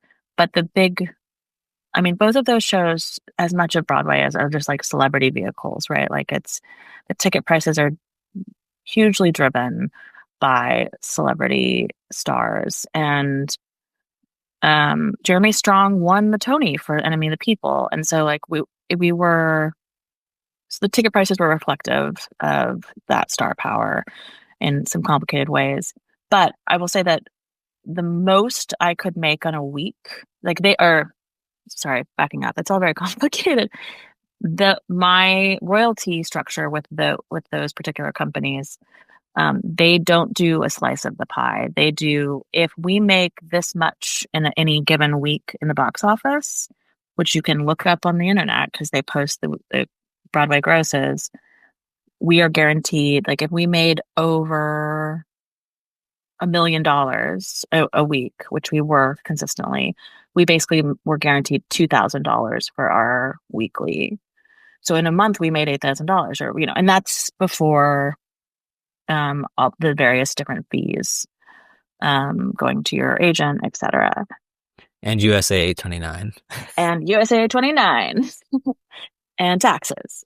But because Romeo and Juliet was the second production of the same format with them, both at Circle on the Square, we did see, all of the designers saw a significant increase in our royalty offering. So if they shifted it, so like, great, if the weekly is between 800,000 and 850, you make this much. If you make between 850 and 9, you make this much. And it caps out at like over 1.2 million and gross, which I think we were being offered for like just over 4,000 per week.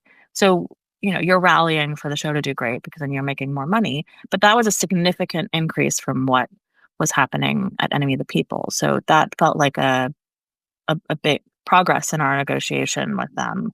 And we didn't have to fight that hard for it. Like it was just on offer. And I think they realized that the type of money they could make in that room allowed them to offer that to us. I don't know if that makes sense. It's all a little gobbledygooky, but Yeah, that's incredible. Well, thank you for sharing all that because it's a lot of money. It's a lot of money. And that contrast for what you can make on Broadway, if the show is doing well, is so different than off-Broadway space that like it lights my fire even more because I feel so crazy. It's the same amount of work, just in different venues. And I just really feel like the off-Broadway community is not properly paid.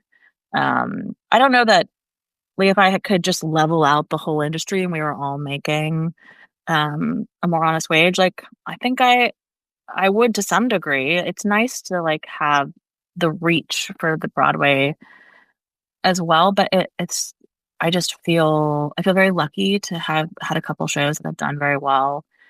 But also this year, the majority of my work is off Broadway, so like I can't rely like I can't just like actually go buy a penthouse and like that's this is not Wicked money we're talking about. All in good time, hopefully. Hopefully this podcast will be here in 10 years and Cabaret will still be running. Yeah, exactly. And then we'll do like a little, be like, remember when we're talking Yes, about. exactly. Let's hope that we will do another episode from your penthouse. That's right. Studio. Well, I'm not going to hold my breath on those particular details, but I think it would be, I don't know if you could ever get some of the Wicked people to come on, but I want to know those numbers or the Hamilton numbers. Like that shit's crazy. Well, I have to tread carefully here because I had Paul Tazwell, and wonderful human being, so happy for all his successes, but didn't want to disclose any information whatsoever. Fascinating. So maybe I could get some of the what I'm calling retired Wicked people, because if they're retired, maybe they're a little more willing to share some of it. And also really what I need to do, or if someone listening could help me with this, there's a lot of publicly available information, and I really just need to do a deep dive into, if we know that this is the additional weekly compensation, what has this designer potentially made, or these designers? Yeah. Because that's something that I could do. Yeah. I mean, I deeply respect people who want to keep that stuff private. I feel frustrated with some of the elders because I think that some of them have accepted too low of fees for a really long time, and they continue to accept lower fees or like lower terms for their associates, and it's actually making progress harder.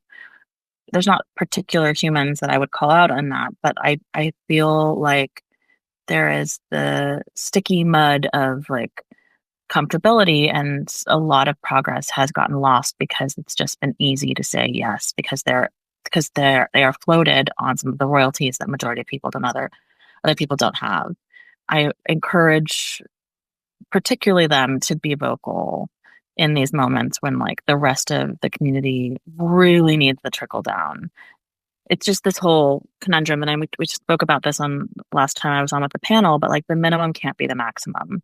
And because certain elder designers are accepting certain minimums, the culture of getting more for younger people or like less established career space designers is so much harder. And it's a really sticky labyrinth.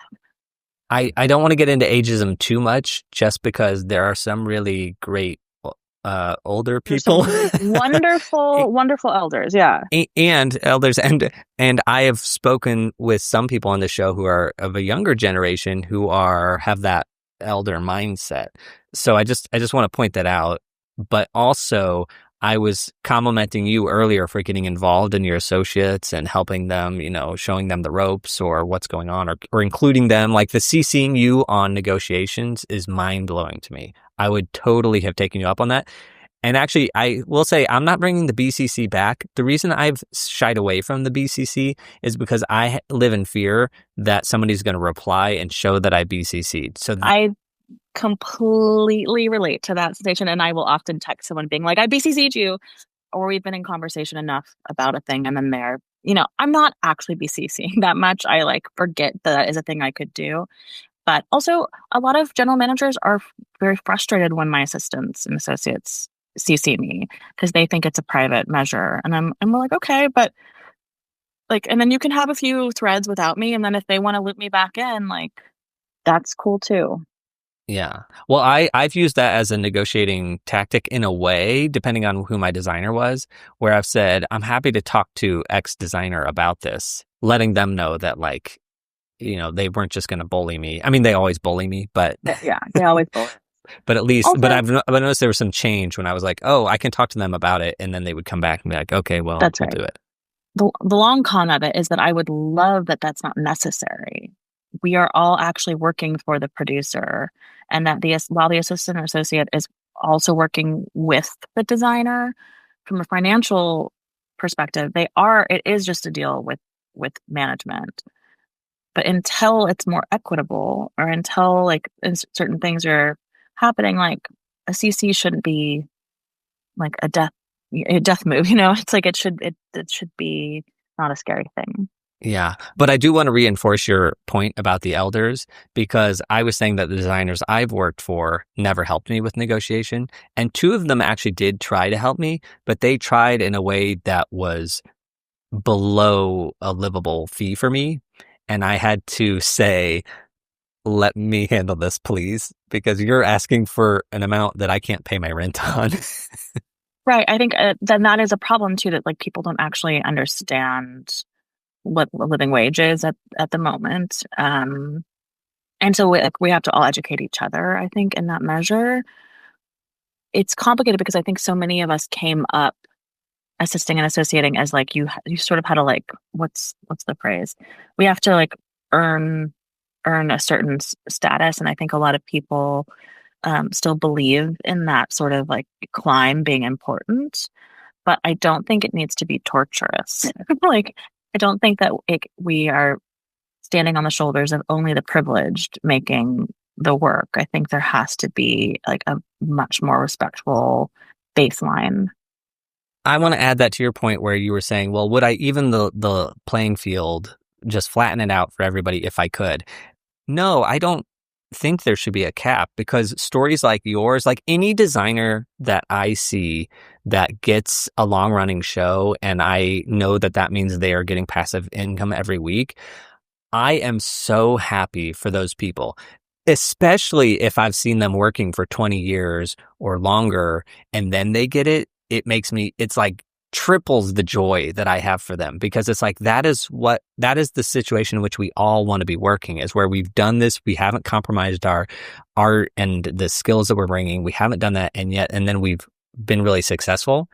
So everybody loves seeing that. And complain about capitalism if you want, but it does allow for situations where people are able to get elevated like that and win the game a little bit. I think that's right. I think what's also hard is that like when you're suddenly on that in that league for a moment, like you also learn how much the directors are making.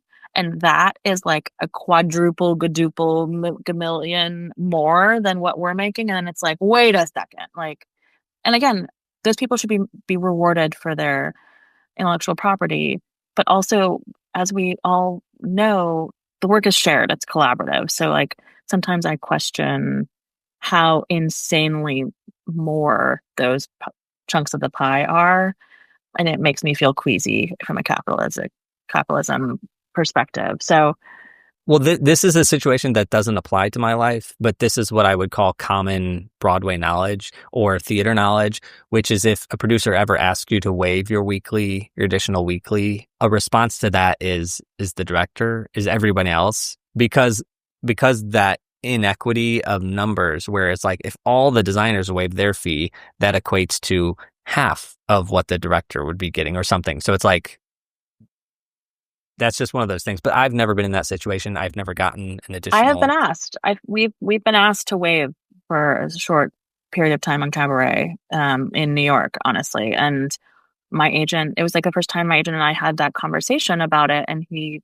said he's never represented somebody who has said no to those moments. Like everyone's saying yes, and it's sort of known that the big tomcats are also saying yes in those moments. But of course, one should go back and make sure that that's true.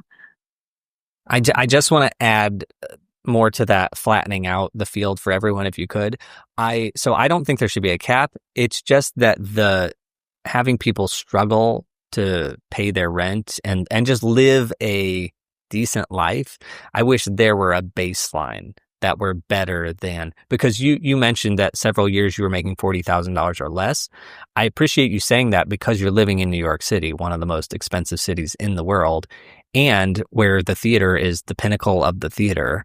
You would hope that a theater worker is able to make a decent living, but that 40,000 for several years is certainly under the 70,000, happiness level or whatever, which in New York, it's more than 70,000, but. And I think 40 is me rounding up, be clear.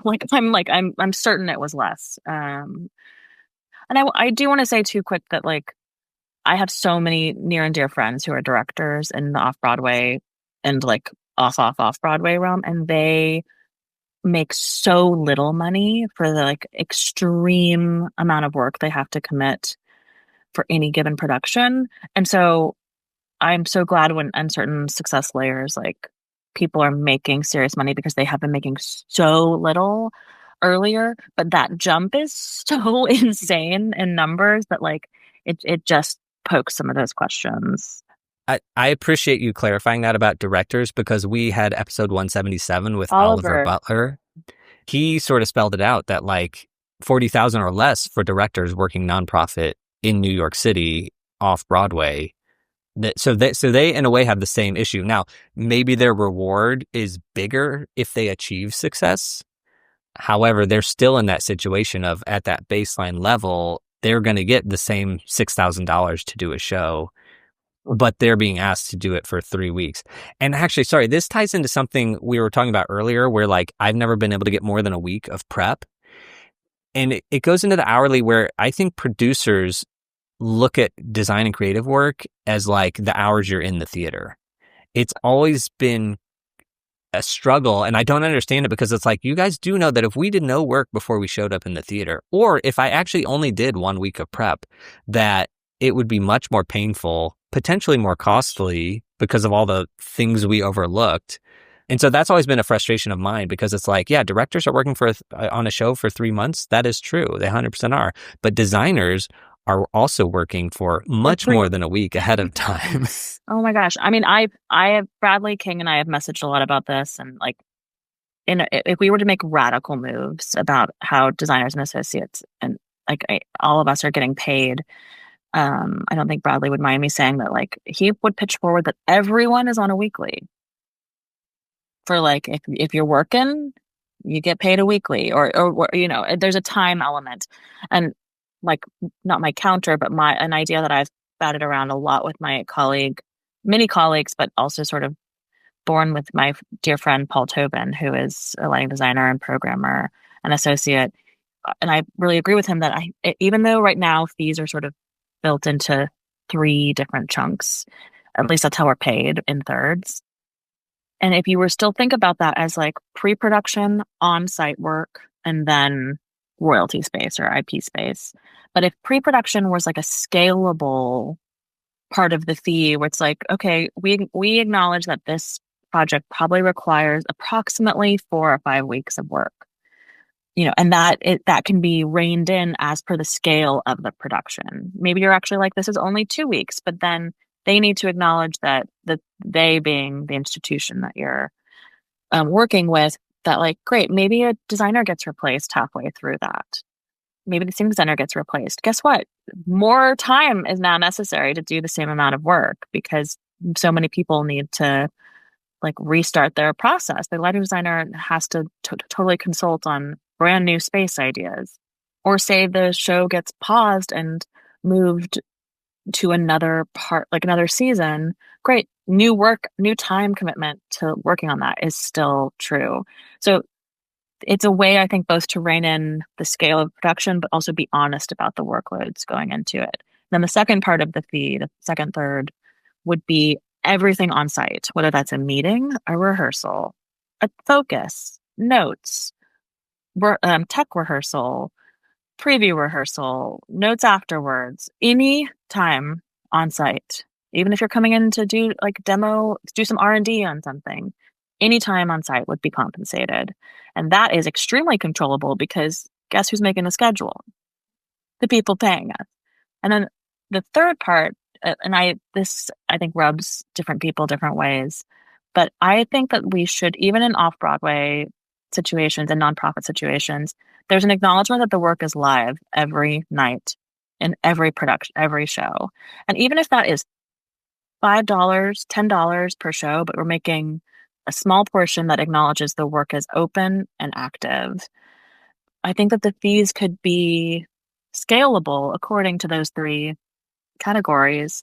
But I think we would all, it might be close to the same amount, but I think it could be honest to when things do have to invert themselves, because it happens, and it's always an argument I have about that prep time, particularly for associates and assistants, because guess what? The shop screwed up and didn't account for a certain amount of space on the set electrics. And then the lighting associates have to completely redraft something overnight, instantly, and they're way past their week or 2 weeks of prep. It's like, well, they need to be compensated on that, and it needs to happen immediately. We're going to save you money if we were actually just following up and doing the work with the shops in the first go instead of having to do the emergency moves later. Wow, I love those ideas. We'll just wait for you to become a GM or a producer or something. You're like, nobody wants that. No, thank you. I also realize we've been talking for so long, and I hope everyone's not bored who's listening to the long Okay, call. I had the same thought. Is we have talked for over 2 hours now, and I really hope people stick it out because we have talked about such amazing, good things. Can I ask you just 2 questions that will be quick, and then we will end it? Yeah, no problem. You were mentioning on the West End for Cabaret, the first offer was 10 or 11, and then it got to 16. I don't think you necessarily said what you got on your plays or Cabaret when it moved over, and you don't necessarily have to, but if you want to, you can. I'm happy to, yeah. But were those also on Broadway? Was there an initial offer, and then did you settle on something higher? I think for any of the people, I think we were able to negotiate up slightly. My agent also represented costume designer, and so he was able to work out his deal, and then which that designer had more leverage in the David Zinn is David Zinn.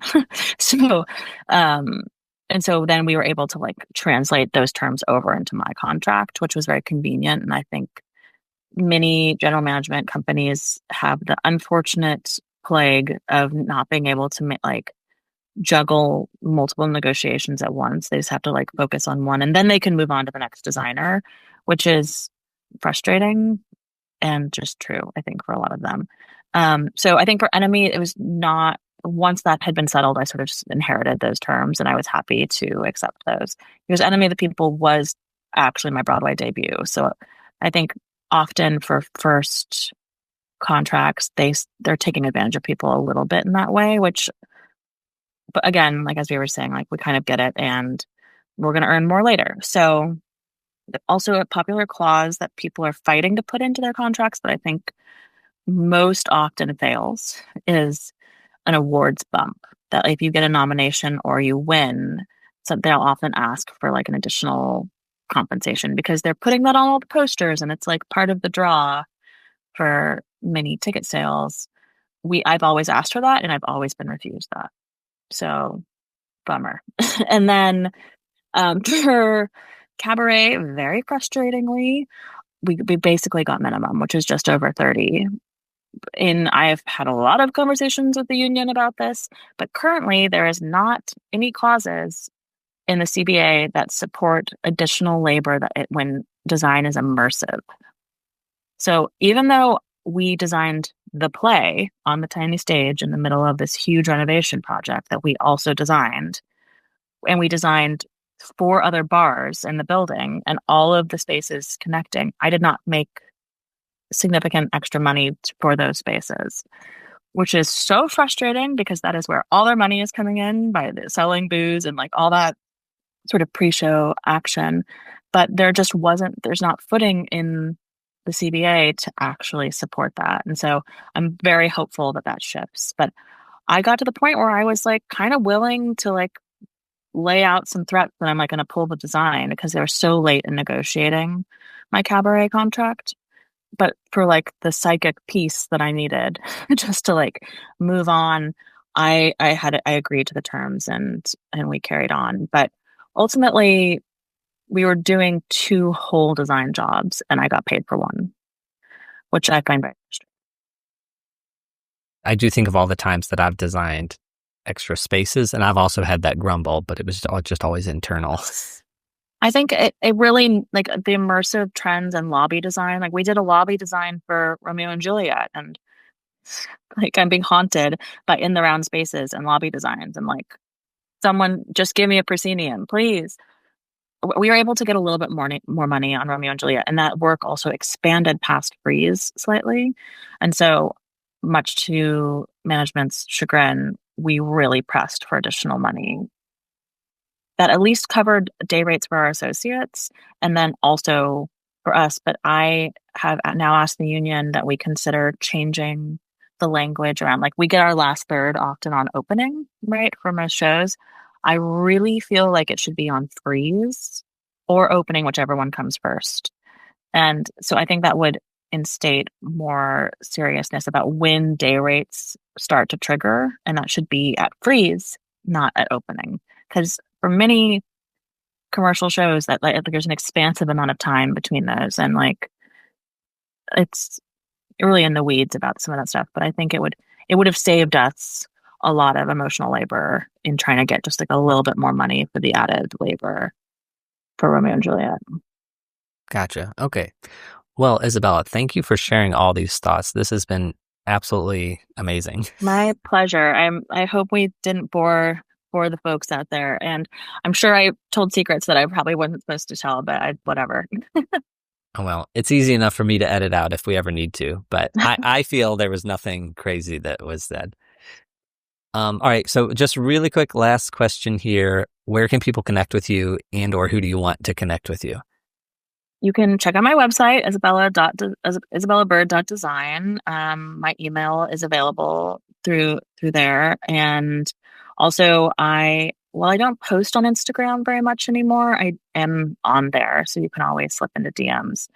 People do send, like I've gotten a handful of very beautiful emails from assistants and hopeful associates who want to connect, and I am not always perfectly timely about my response, but I do have you all in a folder on my computer. And I in sort of considering what mentorship means in like the modern moment with active contemporary designers is like, I think I'm hoping to put more time aside to like having a Zoom with somebody. I think having coffee is a little bit of a different ask these days, like now that Zoom is a magical format that we can video chats. But I'm hoping to just like be more available to like connect with folks who have questions about where they are in their career or whatever it is. But I do think that when people reach out, brilliant brevity is key. It's really hard to respond to longer emails because it's hard to sort of get in there. So I guess take that as you might, kids. I love that. Brilliant brevity. Because the brevity I can do. It's the brilliant part that I struggle with. Same. Amazing. All right, Isabella, thank you so much. This was amazing. Yeah, thanks for having me. I'm glad we chatted as long as we did. That's it for this week's episode. My takeaways are passive income. Beverly talked about it last episode, and Alvin Huff talked about it the episode before, and he mentioned that it's something that everybody wants. So today, I think we can see that it changed Isabella's life. Taking her from worrying about money on a daily basis, turning it into not worrying about it so much. And so I hope that continues on for the rest of Isabella's career. And I'm so happy that she just shared that openly with us. The $85,000 mistake on the tax form. Yikes. So let me get indignant for Isabella for just a second. The part of the story that infuriates me is not the mistake of the missing comma that perhaps Dion von Furstenberg's payroll made, or perhaps the IRS made. I'm also not infuriated that the IRS took more than 2 years to alert Isabella that this happened, though I will say to charge interest for 2 years without alerting somebody is a bit rude. But it also doesn't infuriate me that the IRS didn't say what the issue was and provided zero help. And it also doesn't infuriate me that the IRS didn't look at Isabella's tax returns and say, maybe that $85,000 a year, which was more than double Isabella's usual income, is a fluke, and this is an error. So let's look into that. And it also doesn't infuriate me that if Isabella were made of money or hadn't dug down into it, she would have just paid the money that she didn't even owe just to get rid of the issue. So no, none of those things infuriate me. The part of the story that infuriates me is that Isabella took time to hire somebody and then paid them thousands of dollars to fix the mistake. The IRS didn't solve anything, so for a job that Isabella got paid $850 for, she ended up paying taxes on that $850, and a conservative estimate here, she paid $200 in taxes. Then she paid $2,000 or so. I don't know the exact number, but she said thousands plural. So she at least paid $2,200 to fix the mistake. Now, I guess the IRS generated a job for the tax person that solved this, but other than that, they cost Isabella the entire paycheck she got, plus another $1,500, plus 7 years of being charged $20,000 erroneously. So that lost money, that is what infuriates me. And another part is that Isabella dealt with this once she was getting some passive income, which means it was only with that better financial footing that she could spend the money to deal with it. So the only silver lining here is that Isabella told us this story, so we, all of us, everyone listening, can be sure to cross our T's and dot our I's, and if possible, deal with the IRS sooner than later so that you don't have a draining 7 years of this looming over you. Whoa, my goodness. Thanks for hearing me out on that. The Entertainment Community Fund. So they rebranded a few years ago. Formerly, they were called the Actors Fund, which obviously doesn't lend itself to including designers or offstage folk. But with the pandemic, they shifted a lot of their meetings to remote and video, and so their classes became even more available than they were. So in the history of just the past 10 years, these resources are being marketed better and becoming more available. So I want to say to Isabella, if you re-listen to this, that you weren't missing out on any obvious help or financial classes going around, because now they're being marketed better. But if you, dear listener, are listening out and you want help with budgeting and financial wellness, do check out the Entertainment Communities Fund's free classes. The USA 829 Ledger. All right, so what you want to do is you want to log in, and at the top menu, you go to the right, and there's a blue box that says Other Member Services. You click that, and in the drop-down menu, it opens, and there's a Member Ledger option. And click on that, and you'll find that you have a PDF of each year of your union work showing, or even if you didn't work in that year, which I have some years like that. But you'll have one from each year showing how much you've paid in dues, how much you earned in USA contracts, and if you have any vesting credits for the year, which you figure out by how much money you earned on those contracts. If you're watching this on YouTube, I have it on the screen right now. I'm logging into my portal and then clicking to there. So if you can't find yours, go watch this part of the episode. And I am so glad Isabella mentioned this, because I, to do my due diligence, went and I found it. And if you've listened to the show long enough, you've heard me explain how I too joined the union too early, and I virtually haven't used it to my benefit. And that my biggest thing is that I'm not vested in the pension. And it's an issue for me now because I've had a kid and I'm in this halfway, do I switch careers out of lighting and out of the union because I'm not vested anyway? Or do I focus on getting vested so that the unvested credits I do have eventually get to me in retirement? Now, to get vested, you have to have a pension credit for 5 years in a row with an allowance for one break within that 5-year period. And I just learned from texting Natalie Robin that that break can actually be up to 5 years.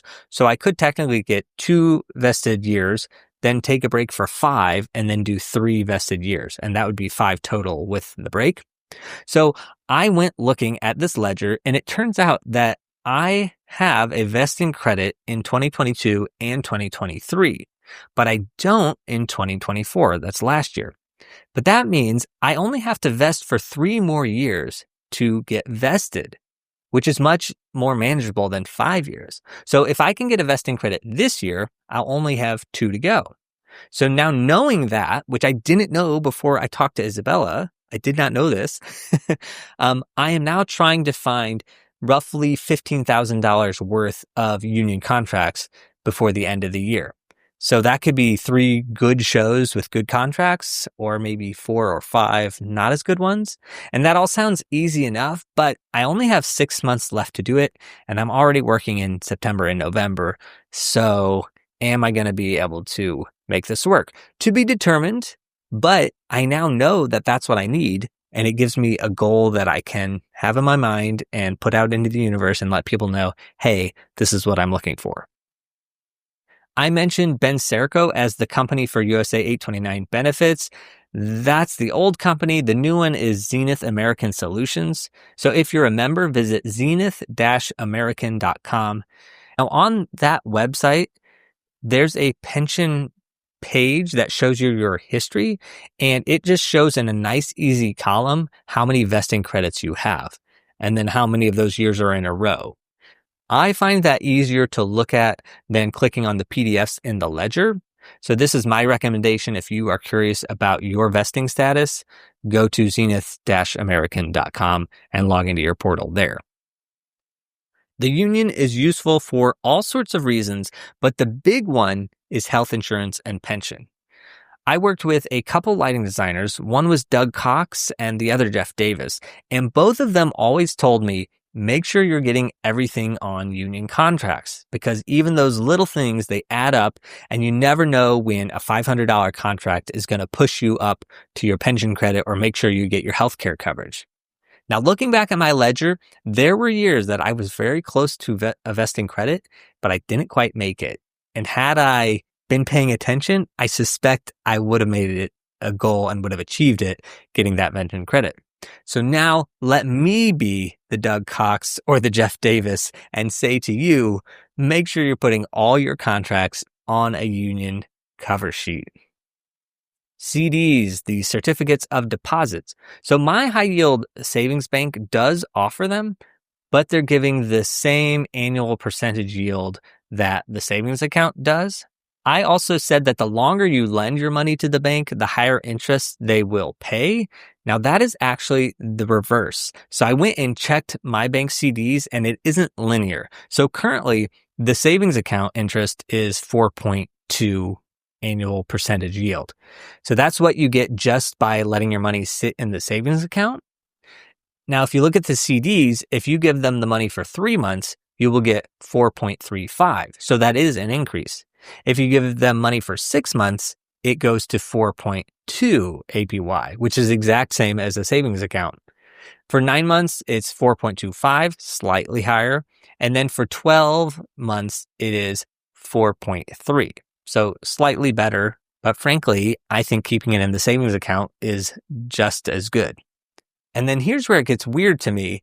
If you give them the money for 18 months or 24 months, the yield is 4.0. So it's actually the lowest the longer you give it to them. You belong in the room, and at some point you become a leader. And what I mean by that is you don't have to fake it. You can be open, honest, ask questions, etc. You are in the room to do a job. Nobody else is there to do that job. You're the only one. So it's not a question of whether or not you're experienced enough or skilled enough. You don't have to fake it because nobody's going to take your job. But once you are in that room long enough, you're just naturally going to become confident and you're going to become a leader. So you are welcome to the room, you belong in the room, and at some point, you'll be a leader in the room. Designer fees are well below hourly. Thank you, Isabella, for stating that bluntly and for comparing to IATSE overtime. Designer people should have an overtime kick in, maybe? I'm not opposed to that. For day rates, it certainly makes sense. For assistants and associate designers who are on W-2, it really makes sense. The designer themselves, I can go either way, but I can definitely see a good argument to be made for overtime when you're working these crazy hours. Off-Broadway time worksheets, I didn't even know these existed until a recent Off-Broadway negotiation survey happened, but I am here for that. I actually went looking on the USA website because I thought I saw one of these worksheets somewhere, but I couldn't find it. So if anybody listening knows where to find that or can send me one, please do so. The West End doesn't publish grosses. Now, we actually learned that last week that Broadway publishes grosses because of New York theater law. So in London, they don't have that theater law. So it doesn't happen because it's not dictated by law. Isabella saying that the climb up doesn't have to be torturous. It can be respectful. I love that so much because yes, there's a time for tough love. And yes, the way to succeed is putting your nose to the grindstone and doing the thing, doing the hard work.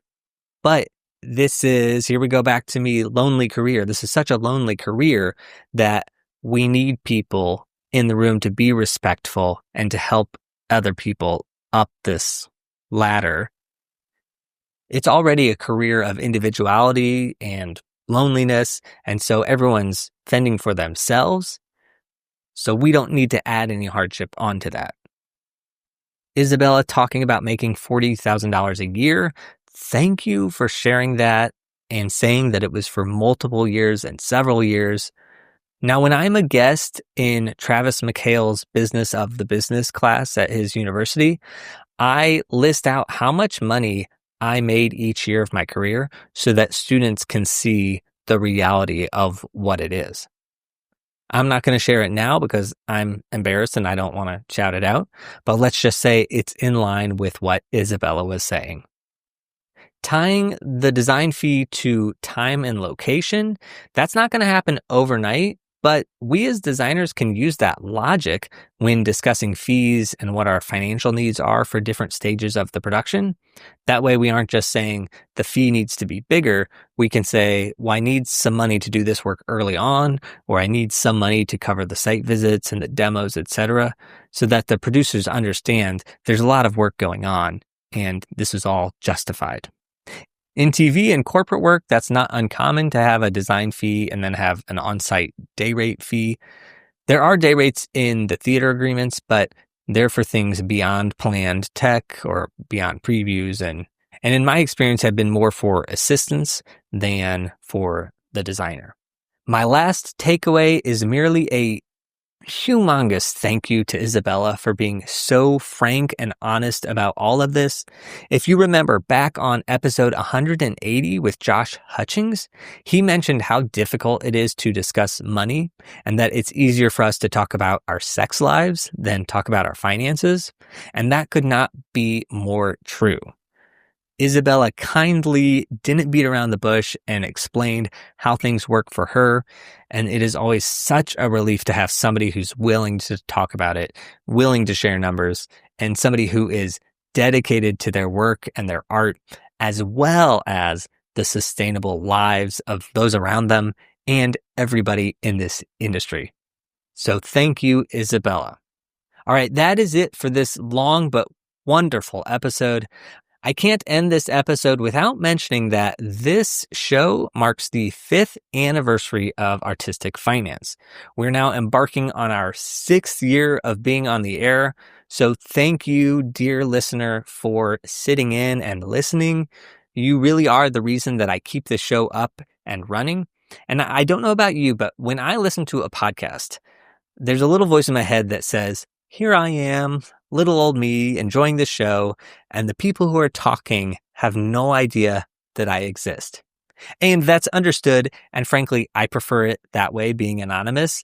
But also, I am grateful for those people recording the podcast because they will never know that I exist or that I listened, but I enjoy listening so much. And just like in theater, I get to escape for a bit and learn new things, and I'm so grateful. I'm mentioning that because I want you to know that while it is true I may not know you and I don't know when you're listening, I do check the download numbers and I see what country or state they come from, and I do notice you. This show has about 200 listeners every episode, and that's a small enough number that I can easily notice things, especially if you are outside of the New York, LA, or Chicago areas. I definitely notice. Specifically, whoever's listening in Wyoming, I see you, man or woman or non-binary human. I see you and I appreciate you. But whoever you are and wherever you hail from, thank you for listening. Here's to another 5 years together, and let's make it our goal that we're going to be better off financially and in our lives and careers by our 10th anniversary. So 2030, here we come. And speaking of lives and careers improving, the Tony Award nominations came out this week, and I want to give a big congratulations to our former podcast guests who have been nominated. So for Best Costume Design of a Musical, Greg Barnes for Boop the Musical, and Paul Tazwell for Death Becomes Her. And for Best Lighting Design of a Play, Heather Gilbert for Good Night and Good Luck. So congratulations to all of you. And Heather, by the way, is also a patron of this show. And speaking of that, the final thing I have before we wrap is to request you become a patron of Artistic Finance. Now, if you're feeling generous and you want to join as a paid member, I love that. However, even if you don't want to pay, please do join up as a free Patreon member. And the reason for that is that you'll get a podcast feed, which is commercial free. You're not going to get all the bonus episodes that paid members have, but you will get the extended interviews like last week with Beverly's. And lastly, I'm starting the monthly Artistic Finance newsletter again. And if you join as a free Patreon member, I'll automatically add you to that newsletter list. So if you will be so kind as to join me on Patreon, do so at patreon.com/artisticfinance. That is patreon.com/artisticfinance. And the dad joke to end the episode is a lighting designer's favorite pickup line at an opening night party. Is it hot in here, or did I just bring up the warm wash? That's it for today. Until next time, break a leg.